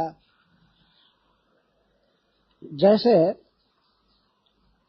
गौ या हिरण, सोना आदि किसी के पास हो तो दान देने से वो शुद्ध रहता है, उसमें से कुछ दान दे दिया जाता है तो बाकी बचा हुआ धन शुद्ध माना जाता है। तो धन की शुद्धि दान से होती है। तो उसी प्रकार से जात कर्म के द्वारा गर्भ की शुद्धि होती है, बच्चे की शुद्धि होती है, लेकिन कुछ अन्न दान आदि से युक्त जात कर्म होना चाहिए, नहीं तो बेकार हो जाता है। जैसे बच्चे का वार्षिकोत्सव मनाया जाए, बर्थडे मनाया जाए और प्रसाद न दिया जाए तो सब कुछ व्यर्थ हो जाएगा। तो दान दिया जाता है। पहले के लोग अपने बच्चे के जन्मदिन पर दान देते थे, बच्चे को तौलते थे सोना से, टुकड़े टुकड़े सोना के तौलते थे और फिर दान कर देते थे योग्य स्थान पर। और जो गरीब होते थे वे चांदी से तौलते थे, उससे भी हीन होते थे तो वे अन्न से तौलते थे। गेहूं एक तरफ रखा, एक तरफ बच्चे को रखा, उतना दान देते। ये दान की प्रक्रिया थी। और जो दान दिए जाते थे तो अलग, इसको तुला दान कहते हैं, तो तौल करके दान देना। तो दान देना चाहिए जात कर्म के अवसर पर, इससे बच्चे का मंगल होता है और बच्चे शुद्ध माने जाते हैं, उनका संस्कार होता है इस तरह से। तो अवसर पाकर सुखदेव गोस्वामी बताते हैं कि किस चीज की शुद्धि किस तरह से होती है। काले न स्नान शौचाभ्याम, कुछ वस्तुएं ऐसी हैं जिनकी शुद्धि काल के द्वारा हो जाती है, अपने आप समय बीतता है और शुद्ध हो जाती है। जैसे भूमि, कहीं भूमि में पंक है, कीचड़ है या गंदा हो गया है भूमि, तो कुछ समय बीतने के बाद अपने आप शुद्ध हो जाती है। जैसे जल की शुद्धि भी होती है, वर्षा के दिन में जल गंदा हो जाता है लेकिन शरद काल आने के बाद अपने आप शुद्ध हो जाता है, कोई बाहर से प्रयास नहीं करना पड़ता। तो कालेन द्रव्याणि शुद्ध्यन्ति, कुछ द्रव्य ऐसे हैं जो काल से अपने आप शुद्ध हो जाते हैं। एक टीकाकार ने कहा जैसे काल के द्वारा कौन कौन शुद्ध हो जाते हैं, भूमि, जल, और उसमें उन्होंने एक उदाहरण दिया स्त्रियां 4 दिन के बाद अपने आप शुद्ध हो जाती, ये उदाहरण दे रहे हैं, काल बीतते ही शुद्ध हो जाते। तो कुछ चीज ऐसे हैं जिनके लिए कुछ प्रयास नहीं करना पड़ता, एक सीमित काल तक अशुद्धि रहते है, उसके बाद शुद्ध हो जाते। फिर मिट्टी सूख जाती है, कीचड़ खत्म हो जाते हैं, या कहीं मल मूत्र भी है लेकिन बहुत काल बीत जाए तो मल मूत्र सब सूख साख कर खत्म हो जाती, भूमि पवित्र हो जाती। कालेन स्नान शौचाभ्याम, स्नान के द्वारा देह आदि की शुद्धि होती है। हम लोगों का शरीर रात में अशुद्ध माना जाता है, मुर्दा माना जाता है। अब देखिए सोने पर आंख में कीचड़ आ जाता है, दांत गंदा हो जाता है, कई तरह की गंदगी होती है, लेकिन जब स्नान करते हैं तो शरीर शुद्ध हो जाता है, फिर भगवान के मंदिर में प्रवेश का अधिकार मिलता। तो स्नान के द्वारा देह आदि की शुद्धि होती है। और शौच का अर्थ है धोना, मांजना। तो अमेध्य लिप्त आदि, कहीं कोई मिट्टी लग गई है, कचरा लग गया है या गंदगी लग गई है तो उसको धोकर मांज कर रखने से शुद्धि हो जाती है, धोने से, मांजने से, इसको शौच कहते हैं। संस्कार ही, संस्कारों के द्वारा गर्भ आदि की शुद्धि होती है। विविध संस्कार है, जैसे उपनयन संस्कार, विवाह संस्कार, नाम संस्कार, गर्भ संस्कार, जात कर्म संस्कार, अंत्येष्टि संस्कार। एक व्यक्ति के जीवन में शुरू में जात कर्म संस्कार किया जाता है और अंत में अंत्येष्टि संस्कार किया जाता है। उसके कोई दोष रह गए हों तो उसको खत्म करके और भगवान के धाम भेजने के लिए संस्कार है वास्तव। आजकल के लोगों को ये मालूम नहीं है, लेकिन हमारे वैदिक ग्रंथों में सब कुछ दिया हुआ है जो संस्कार कहते हैं। तो संस्कार से गर्भ आदि की शुद्धि होती है। और तपस्या से इंद्रियों की शुद्धि होती है। भोग भोगते भोगते इंद्रियां अशुद्ध हो जाती है, तो तप करना चाहिए। जैसे वाणी का तप है मौनम, व्यर्थ बात न बोलना, केवल भगवत विषयक बात बोलना, और संसारिक बातों को बोलने का जब अवसर आवे तो मौन हो जाना, ये वाणी का तप। नहीं तो बहुत बहुत बातें बोलते बोलते जीवा अशुद्ध हो जाती है, खाते खाते रसनेन्द्रिय अशुद्ध हो जाती है, संसार को देखते देखते आंखों में वासना छा जाती है, ये मलिन हो जाती है, संसार के शब्द को सुनते सुनते कान की वृत्ति मलिन हो जाती है। तो इनको शुद्ध करने के लिए तपस्या चाहिए। तपस्या एक निगेटिव और पॉजिटिव है। पॉजिटिव तपस्या ये है कि हमेशा भगवान की बात सुने, और निगेटिव तपस्या ये है कि न सुने, इसको वैराग्य कहते हैं। और पॉजिटिव जो है उसको अभ्यास कहते हैं। अभ्यास है न तो कौन्तेय वैराग्येण च गृह्यते, अभ्यास और वैराग्य दोनों चाहिए, इसको तप कहते हैं।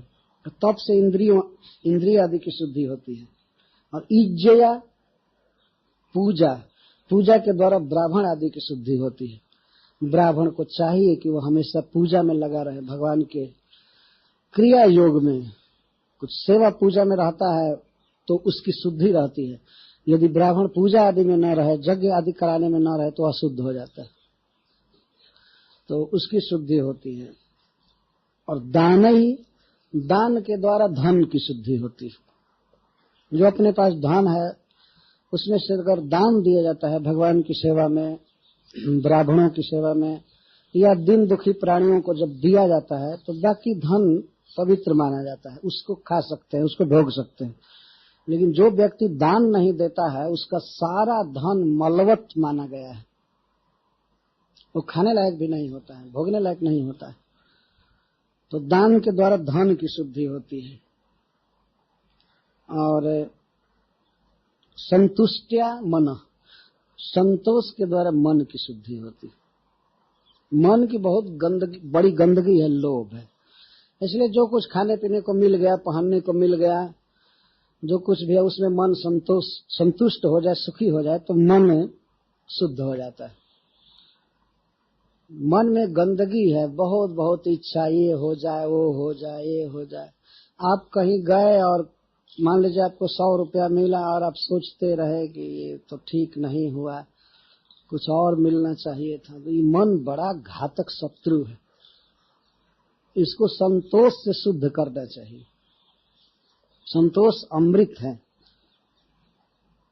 वास्तव में जिस व्यक्ति में संतोष है वह देवता है। संतोष बहुत बड़ा गुण है। हम पढ़ते हैं बॉम्बे में रिक्शा पर, कार पर लिखे रहते हैं साईं बाबा के वाक्य, श्रद्धा और सबूरी, सबूरी और श्रद्धा, मतलब संतोष और श्रद्धा बहुत जरूरी है। यदि हम संतुष्ट नहीं रहेंगे तो न भजन करेंगे न और कई तरह से सुखी रह सकते हैं। बिना संतुष्ट हुए आदमी भजन नहीं कर सकता, मन लगेगा नहीं, मन अनेक प्लान में रहेगा। तो संतोष के द्वारा मन की शुद्धि होती है। और आत्मविद्या, और आत्मा की शुद्धि होती है आत्मविद्या से, भक्ति से। हरे कृष्णा कृष्णा कृष्णा हरे हरे, हरे राम राम राम। मतलब आत्मा में, चित्त में जो संसार के भोगों की लालसा बस गई है, ये आत्मा अपने को देह मान रहा है, तो उसकी शुद्धि होगी आत्मविद्या से। आत्मविद्या का अर्थ है परमात्म विद्या, इसको भक्ति कहते हैं, ब्रह्म विद्या। और वो है ये श्रीमद् भागवत की कथा, ये आत्मविद्या।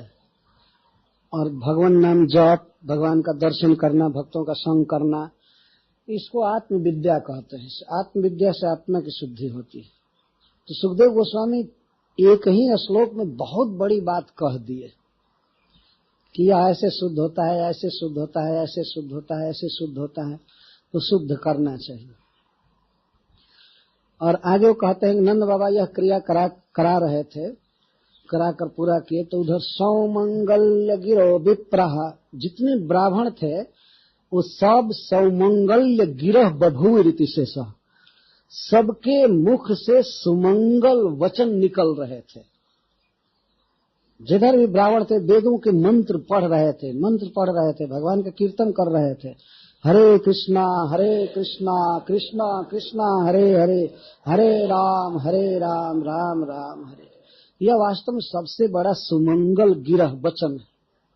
सौमंगल गिरो विप्रा, जितने ब्राह्मण थे सुमंगल वचन बोल रहे थे वेदों के। और सूत मागध बंदिना, सूत मागध और बंदी भी बड़े मंगलमय शब्द बोल रहे थे। ऐसा कहा गया है, सूता पौराणिका प्रोक्ता, मागधा वंश संस्का, बंदिना स्वमल प्रज्ञा प्रस्ताव सदृशोक्तया। सूत उन्हें कहते हैं जो पुराणों से कथा कहते हैं, और मागध उन्हें कहते हैं जो किसी वंश की प्रशंसा करते हैं, और बंदी उन्हें कहते हैं जो प्रस्ताव के अनुसार बोलते हैं, जैसा प्रसंग है उसके अनुसार। लेकिन तीनों अमल प्रज्ञा, बड़े उच्च बुद्धि वाले होते हैं, बहुत सुंदर प्रज्ञा होती है, उनकी बुद्धि होती है, उसके अनुसार वे बोलते हैं। तो नंद महाराज के यहाँ सूत भी बोल रहे थे, मतलब पुराणों की कथा भी चालू हुई। ये समझना चाहिए कि सभी काम एक ही साथ चालू नहीं हो गया, बारी बारी से हो रहा था।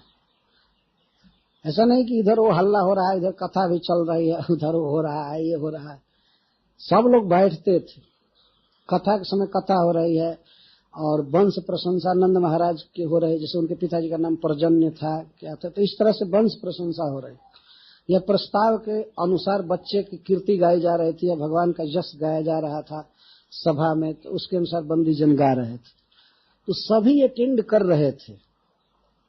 ऐसा नहीं कि उधर कथा बांचने वाले को लगा दिया और इधर अपने फोन पर बैठे। ऐसा नहीं।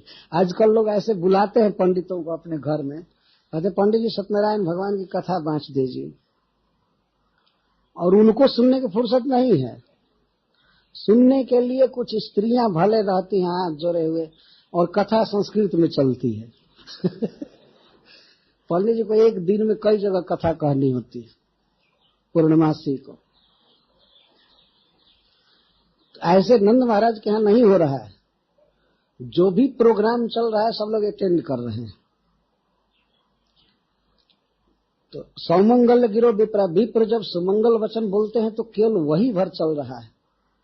और फिर मागध सूत बंदीजन गा रहे हैं, गायकाश्च जगु, और बड़े बड़े गायक थे, उनको बताया गया। फेस्टिवल के सब स्केड्यूल बनाए गए, इस समय ये गाएगा, इस समय ये गाएगा, इस समय ये गाएगा, इस समय ये बोलेगा, इस समय ये करेगा, विधिवत सब कुछ हुआ। और जगु नेदुर भेरियो दुंद भयो मुहर, बारंबार भेरियां बज रही थी, शहनाइयां बजने लगी, नगाड़े बज रहे थे। ब्रज समृष्ट संसिक्त द्वारा जिर गृहांतर, सारा ब्रज मतलब गांव साफ किया गया, समृष्ट झाड़ बुहार करके साफ किया गया था, चमचम चमक रहा था। और उस पर फिर पुष्प मतलब गुलाब जल आदि और चंदन जल का छिड़काव किया गया, साफ करके सब जगह, द्वार गृह अजीर अंतर गृहांतर, घर के बाहर, आंगन में, गली में, दीवार पर, भीतर बाहर सब जगह छिड़काव किया गया। सब जगह सुगंध निकल रही थी घर से, और शीतलता थी। यही दिन था, गर्मी का ही दिन था, नंदोत्सव। कृष्ण जन्माष्टमी के एक दिन बाद तो छिड़काव किया गया था, और जगह जगह तोरण सजाए गए थे। तोरण मतलब द्वार, द्वार पर विशेष श्रृंगार किए गए थे। 3 प्रकार के तोरण थे, मालाएं बांधी गई थी, और पत्ते, और चैल, चैल का अर्थ होता है वस्त्र। बहुत सुंदर सुंदर वस्त्र द्वार पर सजाए गए थे, और फूलों की मालाएं तथा पत्ते, और बड़े सुंदर सुंदर शब्द लिखे गए थे, स्वागतम अथवा भगवान का नाम बहुत सुंदर सुंदर अक्षरों में लिखे गए थे। और जगह जगह बहुत बड़ी बड़ी पताकाएं लिखी गई थी। उन पताकाओं पर लिखा गया था जय, जय पताका, इस तरह से लिखा गया था जगह जगह। जो बड़ी पताका होती, जो बड़ा झंडा होता है उसको पताका कहते हैं। पताका का अर्थ होता है जो हवा में पतन करे, बहुत डोले जोर से, जैसे द्वारका में झंडा है बहुत बड़ा, ध्वजारोपण होता है, उसको पताका कहते हैं। उस पर कुछ भगवान के नाम लिखे रहते हैं। और छोटे छोटे ध्वज को ध्वज कहते हैं, झंडा कहते हैं। तो सब तरह के सजाए गए थे। और अब ब्रज का वर्णन करके अब सुखदेव गोस्वामी ब्रज में रहने वाली गौओं का वर्णन कर रहे हैं। तो गौओं को स्नान कराया गया था और स्नान करा करके उनको विविध गहनों से सजाया गया था, वस्त्रों से, और चित्रकारी की गई थी। गावो वृषा वत्स तर्ज, गौएं, बैल और छोटे छोटे बच्चे, बाछी और बाछा, सभी का हरिद्रा तैल रुसिता, सब में, सबके शरीर में सब जगह हल्दी लगाया गया। हल्दी का पल्प बना करके और उसमें तेल डालते हैं। तो तेल डालने से हल्दी में यह गुण आ जाता है कि हल्दी को यदि लगाया जाए तो बहुत दिन तक वो हल्दी छूटती नहीं, लगी रहती। तो गौओं पर बहुत दिन तक हल्दी लगी रहे, इसके लिए लगाया गया। रूसिता का अर्थ लिप्त, लगाया गया था। हमने देखा है गांवों में इस तरह का सौभाग्य केवल उस व्यक्ति को एक दो दिन के लिए मिलता है जो विवाह करता है। तो हल्दी लगाना कहते हैं, लगाते हैं ना हल्दी। हम लोगों के यहाँ गांवों में ये प्रचलन है, विवाह के पहले दूल्हा को हल्दी लगाते हैं। तो जो दूल्हा को किया जाता है वो तो वहां की गौओं को किया जा रहा है। हरिद्रा तैल रूसिता सब जगह बहुत सुंदर गौएं लग रही थी। और ये तो हल्दी, तेल युक्त हल्दी लगाया गया था। और विचित्र धातु बरह सरक वस्त्र कांचन मालिना, और विचित्र विचित्र प्रकार के धातु की चित्रकारी की गई थी, उनके शरीर पर लगाए गए थे। और इसके साथ ही साथ विविध बरह, मोरपंख लगाए गए थे, उनके सिंह में बांधे गए थे कृष्ण जैसे मोरपंख, और जगह जगह सजाया गया था। और गले में भी बरह और सोने की मालाएं बांधी गई थी गले में। आजकल तो आदमी को भी ये हार नहीं मिलता लगाने का सोने का, लेकिन गौओं के गर्दन में सोने के हार लगाए गए थे, उनके पूंछ में भी सजाए गए थे जहां तहां सब। इस तरह इसको उत्सव कहते हैं। ऐसा नहीं कि उत्सव चल रहा है उधर गौएं घास बिना तड़प रही, बहुत भारी फेस्टिवल चल रहा है। फेस्टिवल चल रहा है और गाय को पानी भी नहीं पिलाया गया।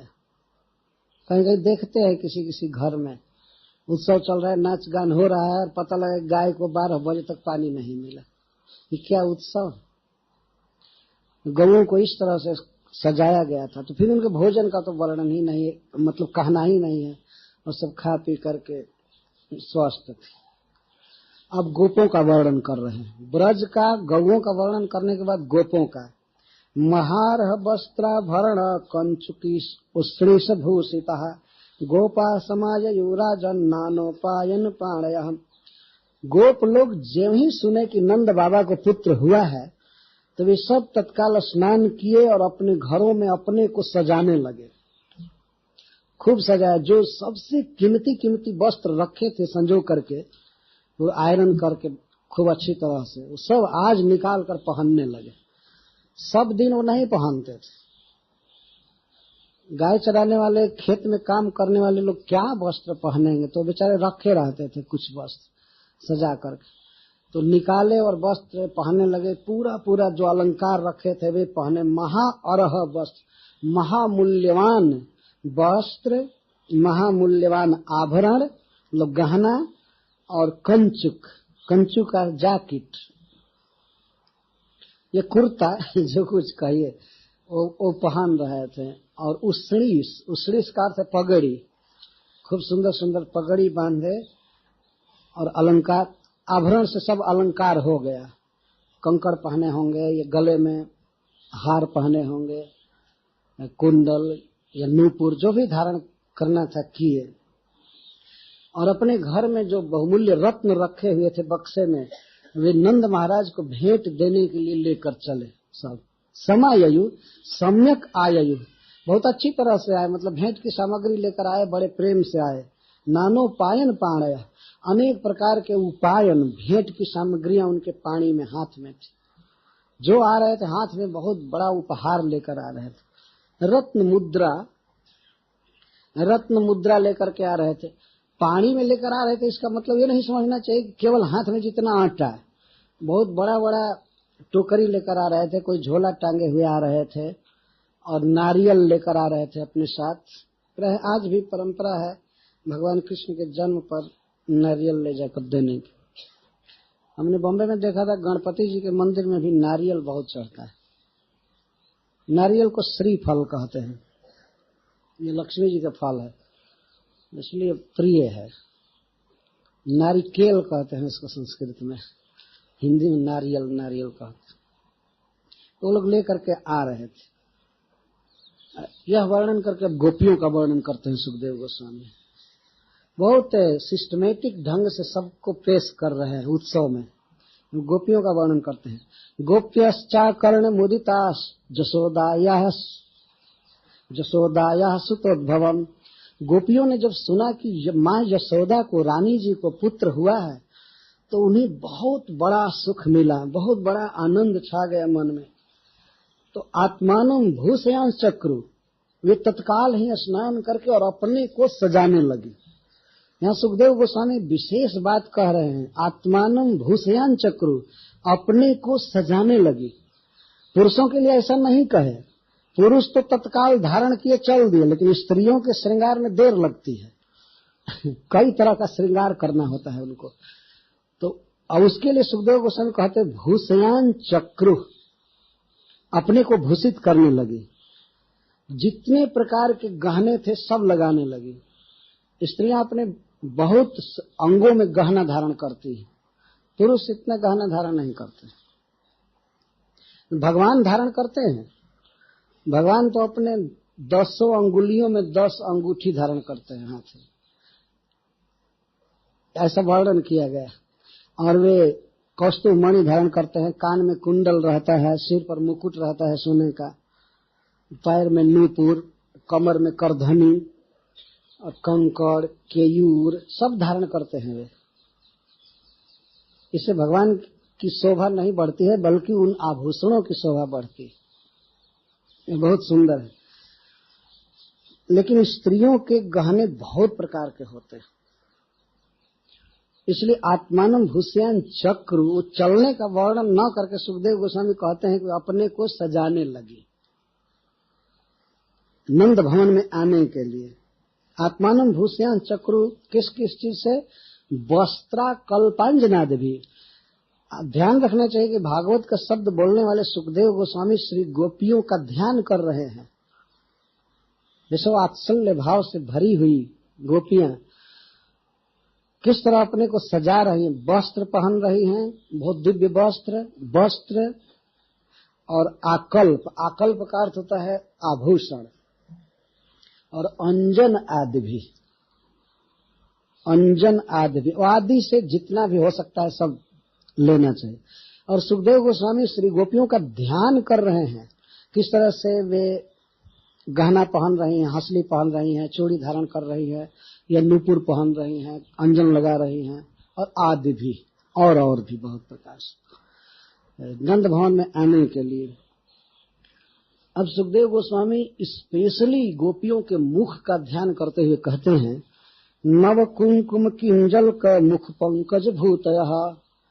श्री गोपी जनों का मुख इतना सुंदर है, इतना सुंदर है। सुखदेव गोस्वामी कहते हैं कि नव कुंकुम किंजल का, यदि बिल्कुल नवीन कुंकुम हो और कमल का पराग हो, तो उससे भी अधिक मुख पंकज की भूति हो रही है, श्री शोभा। जिनके मुख की भूति शोभा नवीन कुंकुम और नवीन किंजल्क से भी अधिक हो, तो उनको कहेंगे नव कुंकुम किंजल का मुख पंकज भूत है।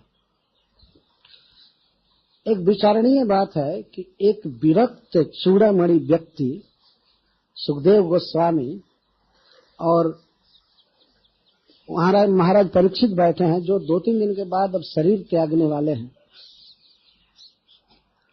उनके सामने स्त्रियों के मुख का वर्णन किया जा रहा है और करने वाला है विरक्त शिरोमणि। इसके द्वारा सिद्ध होता है कि गोपियां बिल्कुल दिव्य हैं, अपराकृत हैं, भगवान की शक्तियां हैं, कभी प्राकृत बुद्धि नहीं करनी चाहिए। तो सुखदेव गोस्वामी क्यों गोपियों के मुख का ध्यान करेंगे? तो वे बोल रहे हैं शब्द तो महाराज परीक्षित को और सारे सभासद को उनका शब्द बाध्य कर रहा है गोपियों के मुख को देखने के लिए। ऐसी मुख छवि है कि नव कुंकुम और नव किंजल की शोभा को परास्त कर रही। अरे उपलक्षण है, जब इस प्रकार से उनका मुख सुंदर है तो सारा शरीर ही परम सुंदर है और वे अपने को सजा रही थी। अथवा श्रीपद श्रीधर स्वामी जी इसका अर्थ करते हैं कि मुख तो अपने आप ही परम सुंदर है गोपियों का, लेकिन उस पर जब उन्होंने नव कुंकुम और किंजल धारण किया तो और सुंदर लगने लगा। एक अर्थ यह है, परंतु हमारे आचार्यों ने इसका अर्थ किया है कि नव कुंकुम और किंजल से, कमल के पराग से भी, जो पीला पीला पराग होता है उससे भी अधिक सुंदर मुखश्री है गोपियों की। तो बलभीष त्वरितम जगमुह, वे बहुत से उपहार की वस्तुएं ली, वस्त्र, सोने के रुपए, मुद्राएं और बहुत प्रकार की भेंट की सामग्रियां लेकर के और गीत गाती हुई चली नंद भवन। झुंड की झुंड गोपियां जा रही हैं गीत गाते हुए और सुखदेव गोस्वामी चलते समय गोपियों का ध्यान कर रहे हैं। पृथु श्रवण्यस चलत कुचा, यद्यपि उनके नितंब बड़े बड़े थे फिर भी वे बहुत जल्दी जल्दी जा रही थी और उनके पयोधर हिल रहे थे, उनके स्तन हिल रहे थे। ये है ध्यान। बहुत श्रद्धा के साथ सुखदेव गोस्वामी श्री गोपियों का वर्णन कर रहे हैं। पृथु श्रवण्यस चलत कुचा, और श्रीलजीव गोस्वामी कहते हैं कि भक्ति भाव के कारण पुनः गोपियों का वर्णन कर रहे हैं। 4 श्लोक में गोपियों का वर्णन किए। गोप्यः सुमृष्टमणिकुण्डल निष्ककण्ठ्यः चित्राम्बरः पथिशिखा चितमाल्यवर्षः नन्दालयं सबलया व्रजतीर्विरेजुः व्यालोल कुण्डल पयोधरहार शोभा। लगता है जैसे सुखदेव गोस्वामी को तृप्ति नहीं हो रही है गोपियों का वर्णन करते हैं। गोप्यः नंदालयम व्रजती विरेजुः, गोपियां नंद महाराज के घर को जब जा रही थी तो विरेजु बहुत ही सुंदर लग रही थी, विराजमान हो रही थी। क्या क्या शोभा उनकी थी? सुमृष्ट मणिकुंडल निष्ककण्ठ्या, बहुत उज्जवल जगमग करते हुई मणियों के वे कुंडल पहने हुई थी कान में, तो वे झूम रहे थे। बहुत सुंदर कुंडल चमक रहे थे कानों में। और निष्ककण्ठ्या, उनके कंठ में हंसली थी, कंठाभरण एक प्रकार का गहना है, वो चमक रहा था। चित्रांबरा, और विचित्र विचित्र तरह के वे वस्त्र पहने थे। कोई लाल वस्त्र पहने थे, कोई हरा पहने थे, कोई चित्रकारी की हुई, कोई कुछ विचित्र विचित्र प्रकार के वस्त्र पहने थे। अथवा ऐसा वस्त्र पहनी थी कि मैं उनका चित्र नहीं खींच सकता। बहुत दिव्य शोभा, मतलब है हमारे वर्णन से परे इतने सुंदर वस्त्र थे, विचित्र अंबर थे, वस्त्र थे। और पथ में जब वे जा रही थी वेग से तो उन्हें शरीर के श्रृंगार का अनुसंधान नहीं था। उनके केश पास में जुड़े में गुथी हुई मालती की मालाएं गिर रही, मालती के पुष्प गिरते जा रहे थे और इतना ज्यादा गिर रहे थे कि सुखदेव गोस्वामी कहते हैं वर्षा हो रही थी। गोपियां जा रही थी नंद भवन की ओर तो उनके पीछे एक फूल का रोड बन रहा था, ऐसा जैसे वर्णन कर रहे। गोपियों की संख्या भी काफी है, झुंड के झुंड गई हैं, एक के बाद दूसरा झुंड, तीसरा झुंड, तो रोड पर पूरा फूल बिछ गया था। मालती के पुष्प शिखा च्युत माल्य वर्षा, पुष्प वर्षा जैसे हो रहा है, वो बढ़ रही थी। ये है छवि उनके नंद भवन में जाने की। तो सबलया ब्रजती विरेजु, और उनके हाथों में चूड़ियां थी, कंकड़ थे, जाते समय बहुत ही सुंदर लग रही थी। और 3 चीजें उनके पास बहुत चंचल थी, कुंडल, पयोधर और हार, और इसे वो बहुत सुंदर लग रही थी। गोपियों के कुंडल हिल रहे थे क्योंकि जोर से जा रही थी, जल्दी जल्दी जल्दी जल्दी पग बढ़ा रही थी, तो इसलिए कुंडल हिल रहे थे और उनके स्तन हिल रहे थे और हार हिल रहे थे, जो सोने के हार वगैरह पहनी थी वे हिल रहे थे और फूलों की वर्षा होती जाती थी। सुखदेव गोस्वामी गोपियों के नंद भवन में जाने की छवि का जो चित्रण किए हैं, जुग जुग तक भक्तों के हृदय में ये टिका रहेगा, अजर अमर रहेगा। इतनी है एक श्लोक में, लेकिन बहुत ही सुंदर हुआ है। इसको कहते हैं ध्यान, चिंतन, लीला का। तो वहां जा करके देखी बच्चे को, तो सबके मुख से आशीर्वाद निकलने लगा। वो हाथ में अक्षत रखी थी, हल्दी, दही, और बच्चे के ऊपर हल्का सा छिड़कते हुए कहती हैं, बच्चे के देह पर अक्षत नहीं डाल रही हैं, लेकिन इसको प्रोक्षण कहते हैं। कोई पानी से लेकर के छिड़कने लगी मंगल के लिए। ता आशीष प्रयुंजाना चिरम पाही इति बालके, बालक पर छिड़कने लगी और कहती है चिरम पाही, आशीष प्रयुंजाना, आशीर्वाद देने लगी कि बेटा तुम जुग जुग तक इस ब्रज का पालन करो। मतलब भावना है हृदय में कि तुम इस ब्रज के राजा बनो। इस आशीर्वाद में सब कुछ हो गया। तो ब्रज के राजा बनो और चिरम पाही, चिर काल तक, दीर्घ काल तक तुम इस ब्रज का पालन करो। मतलब तुम जियो, दीर्घजीवी बनो और राजा बनो, तो फिर धनी बनो, ये कहने की आवश्यकता ही नहीं रह गई। मतलब भगवान तुमको धन दें, भगवान तुमको लंबी आयु दें, तुम राजा रहो। जैसे नंद महाराज हम लोगों के राजा हैं, ऐसे तुम राजा बनो और इस ब्रज का पालन करते रहो। तो अपने आप तुम्हारा पालन उसमें सम्मिलित हो ही गया। तो तुम चिरंजीवी रहो, जुग जुग जियो बेटा, और तुम इस ब्रज के राजा बनकर हम सबका पालन करो, ये आशीर्वाद दे रही है। और बालक पर हरिद्रा चूर्ण तैला भी सिंचंतो जनमुज, इन बालक पर कुछ बहुत कोमल चीज हल्का सा छिड़क रही थी, आशीर्वाद दे रही थी। और फिर आपस में गोपियां एक दूसरे पर हल्दी और चूर्ण तैलाद भी, चूर्ण चूना को कहते हैं। जब हल्दी गाढ़ बनाई जाती है और उसमें यदि आप थोड़ा सा चूना नाम मात्र का मिला दीजिए तो लाल हो जाती है हल्दी, और ऊपर से तेल डाल दिया जाए तो लगा हुआ दाग बहुत दिनों तक लगा रहता है, छूटता नहीं है।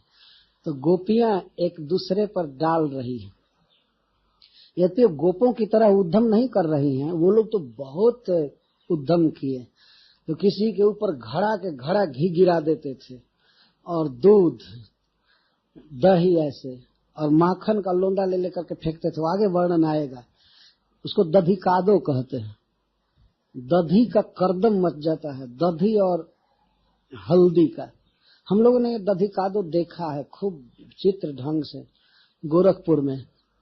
जब भाई जी हनुमान प्रसाद पोद्दार जी वहां रहते थे तो राधाष्टमी मनाई जाती थी और कृष्ण जन्माष्टमी दधिकादो महोत्सव होता था। सब लोग रंग जाते थे। हम लोग वहां के बाद जब जाते थे अपने गांव तो ट्रेन में, बस में लोग देखते थे ये क्या हो रहा है इन लोगों का, ये होली नहीं है, कुछ नहीं है, और ये कैसे पहने हुए जा रहा है। बहुत विचित्र लगता था। तो ये गोप लोगों का वर्णन बाद में आएगा। पहले गोपियां भी एक दूसरे पर छिड़कने लगी और गा क्या रही थी, अजन्म, अजन्मा भगवान के गुण को गा रही थी बच्चे के हित के लिए। क्योंकि किसी की वर्षगांठ हो, जन्मदिन हो, तो बच्चे का सबसे बड़ा मंगल यह है कि भगवान का कीर्तन गाया जाए, भगवान की कथा कही जाए, इसी से उसका मंगल होता है। तो गोपियां भगवान का गीत गाने लगी। अजनम उज्जगु, उच्च स्वर से गा रही थी। और स्त्रियों को भगवान ने ऐसा सुंदर कंठ दिया है कि वे अगर झुंड के झुंड गाने लगे तो उसमें बाजा की कोई जरूरत नहीं पड़ती है और बहुत सुंदर लगता है। गांव में गीत गाती हैं स्त्रियां विवाह के अवसर पर, चाहे जैसे तैसे, तो उसमें बहुत हारमोनियम, सारंगी आदि की जरूरत नहीं होती, वैसे गाती हैं और उनका गला बहुत ही सुंदर लगता है। तो उच्च स्वर से गा रही थी भगवान के गुण बच्चे के हित के लिए। और जब एक गान कर रही थी तो और जगह बहुत से बाजे बज रहे थे। अवाद्यंत विचित्राणि वादित्राणि महोत्सवे उस महा उत्सव में विचित्र बाजे बज रहे थे, विचित्राणी। सुखदेव गोस्वामी अब यहाँ पर यह वर्णन करते हैं विचित्र शब्द, तो इसका अर्थ है कि जितने प्रकार के म्यूजिकल इंस्ट्रूमेंट्स हैं, जितने प्रकार के बाजे हैं, सब बज रहे थे। तो ऐसा नहीं समझना चाहिए कि सब अलग गा रहे थे। हरे कृष्ण जय धन्यवाद, थैंक यू।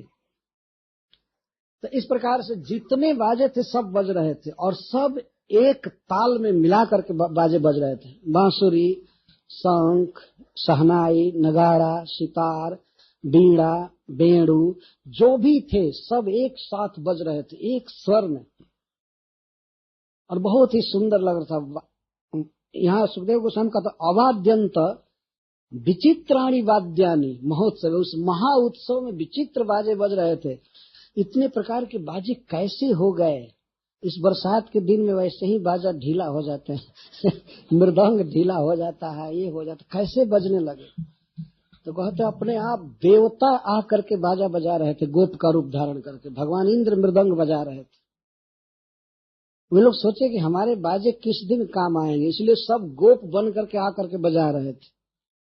क्यों? क्योंकि कृष्णे विश्वेश्वरी नंदे नंदस्य ब्रजमागते, नंद के ब्रज में कौन आया है?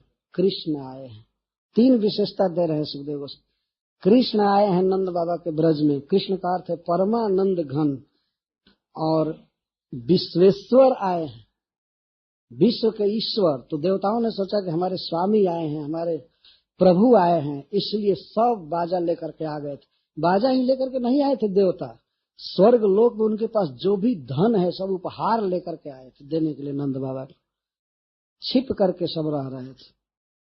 और अनंत श्री कृष्ण के रूप, गुण, ऐश्वर्य, माधुर्य का कोई अंत नहीं है, कोई सीमा नहीं है, इसलिए सब प्रकार के बाजे बज रहे थे, सारा सुख था।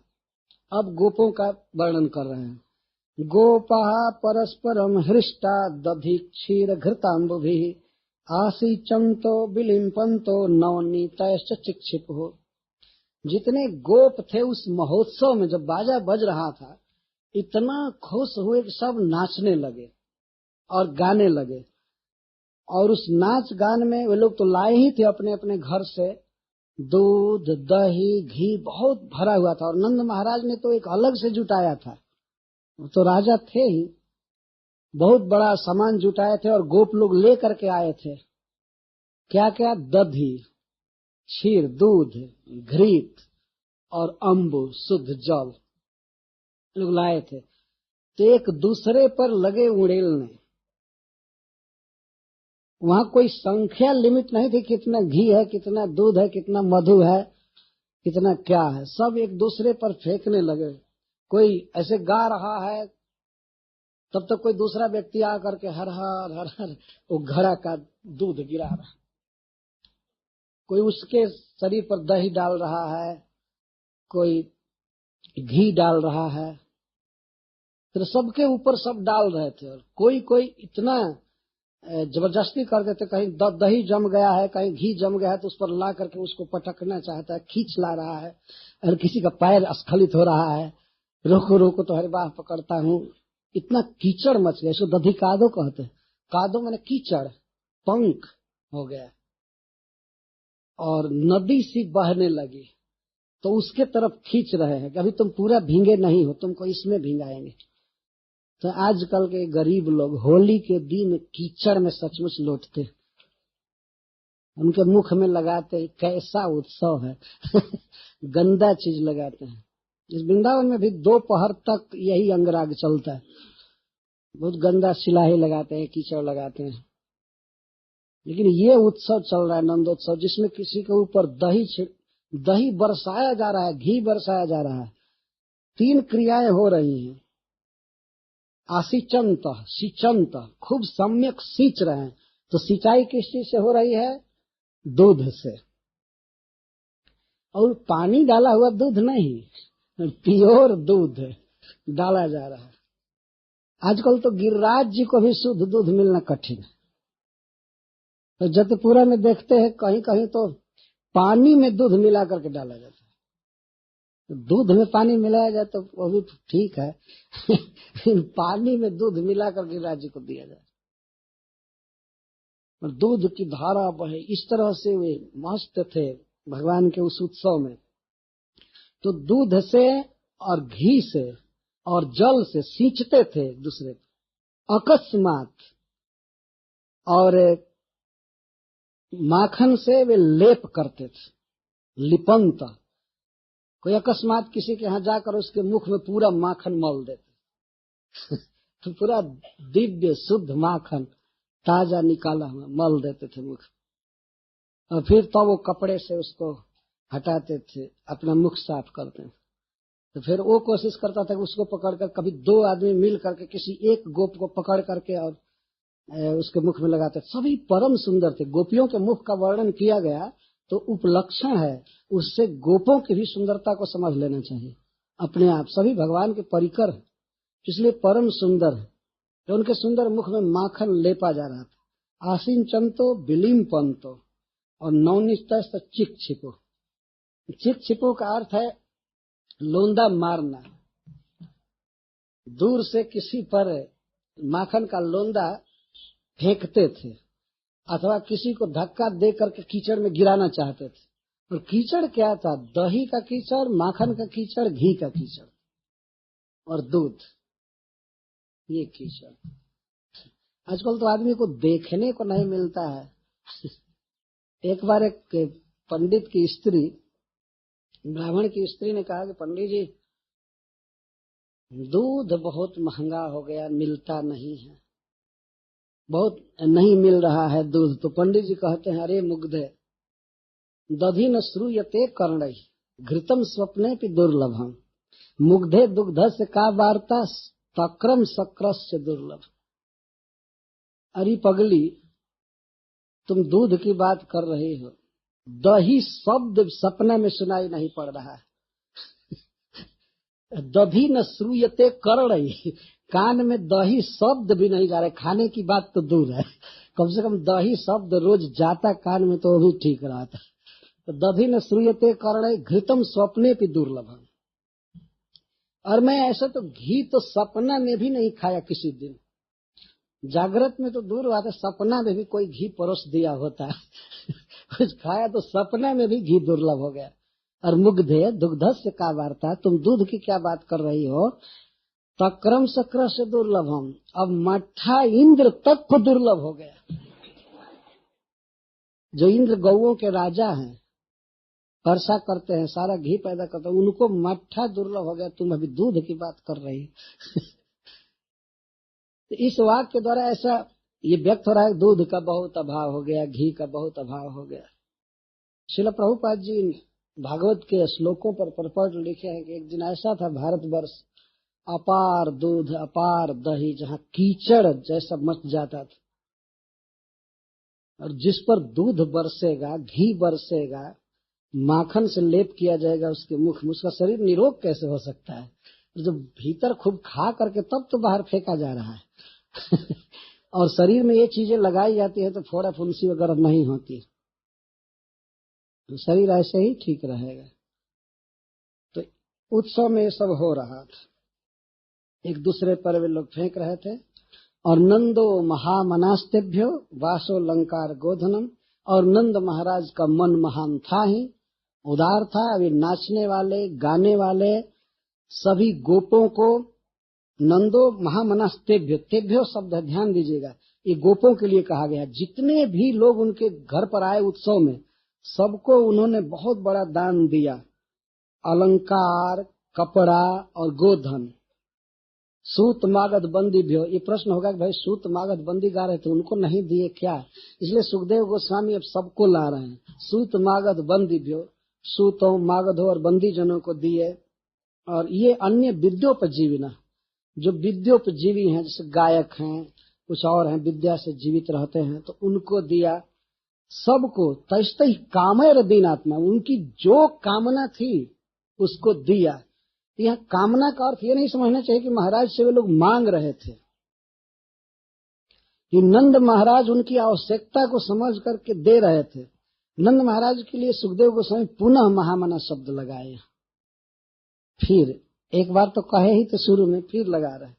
इसका अर्थ है कि नंद महाराज के मन में कृष्ण भरे हुए हैं, कृष्ण महान है और बहुत बड़ा उत्साह है, देने में अघा नहीं रहे हैं, संतुष्टि नहीं हो रही तो देते जा रहे हैं। महामना शब्द उनके दान के आवृत्ति को सूचित कर रहा है कि कई कई बार दान दिए, देते ही जा रहे थे और धन की कोई कमी नहीं थी। वे दे रहे थे लेकिन उनको ये ध्यान नहीं था कि धन कहाँ से आ रहा है। धन तो बढ़ गया था चारों तरफ से भगवान के आते ही, तो दे रहे थे।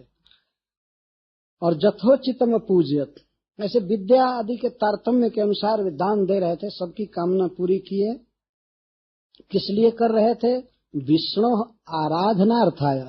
वे दान दे रहे थे इसलिए कि विष्णु भगवान प्रसन्न हो, और जब विष्णु हम पर प्रसन्न होंगे तो हमारा बेटा निश्चित ही सफल रहेगा, निरोग होगा, दीर्घजीवी होगा, राजा बनेगा।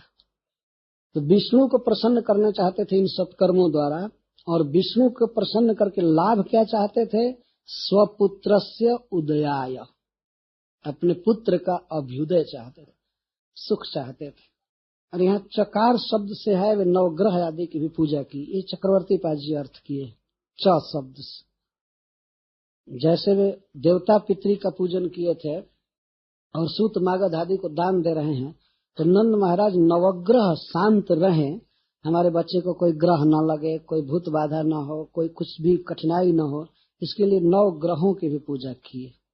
विश्वनाथ चक्रवर्ती ठाकुर यहाँ पर अर्थ किए। तो इस प्रकार नंद महाराज अपने पुत्र के लिए कह रहे हैं। एक और विशिष्ट बात सुखदेव गोस्वामी कह रहे हैं, रोहिणी च महाभागा नंद गोपाभिनंदिता व्यचरत दिव्यवास स्रग कंठाभरण भूषिता। रोहिणी बहुत भाग्यवती थी, महाभागा।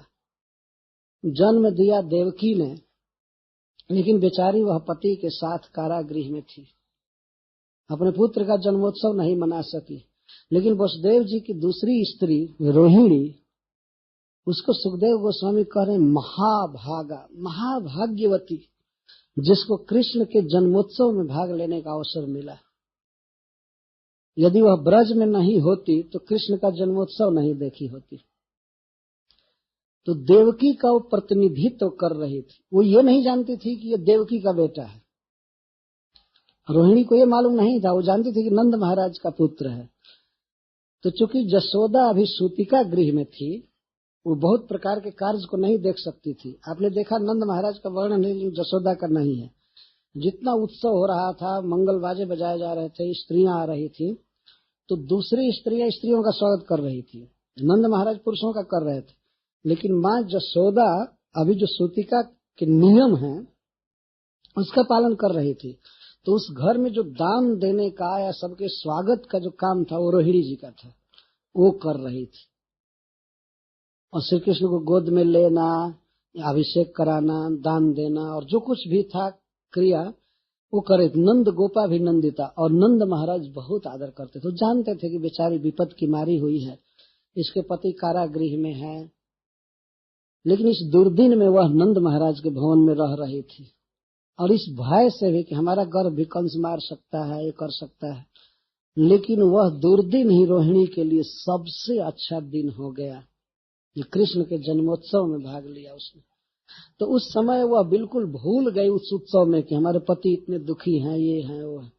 तो सुखदेव गोस्वामी इसीलिए कहते हैं रोहिणी च महाभागा व्यचरत, अचरत, विविध अचरत, घूम रही थी। वास्तव में उस फेस्टिवल का वो नेतृत्व कर रही थी जसोदा जी के बदले में। जसोदा जी का प्रतिनिधित्व कर रही थी, किसको क्या देना है, किस सामान क्या खर्च करना है, क्या प्रसाद बनाना है, किसको क्या देना है, क्या लेना है, कैसे उपहार का सामान रखना है, जो रुपए आ रहे थे उसको कहाँ रखना, कैसे रखना, देना लेना, सबको खिलाना पिलाना रोहिणी जी कर रहे थे। और उनको जो वस्त्र दिया था नंद महाराज ने पहनने के लिए, वो किसी भी मनुष्य को इस संसार में दुर्लभ था वह वस्त्र, इसलिए दिव्य वासः कहा गया। दिव्य जो भी वस्त्र आभूषण गहना रोहिणी जी को दिया गया था पहनने के लिए, वैसा जसोदा जी भी नहीं पहनती थी। इसको कहते हैं सत्कार। यहाँ दिव्य का अर्थ है स्वर्गीय वस्त्र, इस पृथ्वी पर किसी मनुष्य को वस्त्र या वो आभूषण सुलभ नहीं था जो रोहिणी जी को दिया गया था। तो रोहिणी को भगवान की का जन्मोत्सव देखने को मिला और समस्त बाल लीलाओं को भी रोहिणी जी ने देखा था। इसीलिए जब ये आएंगी मथुरा में और द्वारका में तो इनसे लोग द्वारकावासी सुनेंगे कृष्ण लीला, कृष्ण लीला का वक्ता बनी, क्योंकि सब कुछ देखी थी अपने आंख से। तो सुखदेव गोस्वामी इनके लिए महाभागा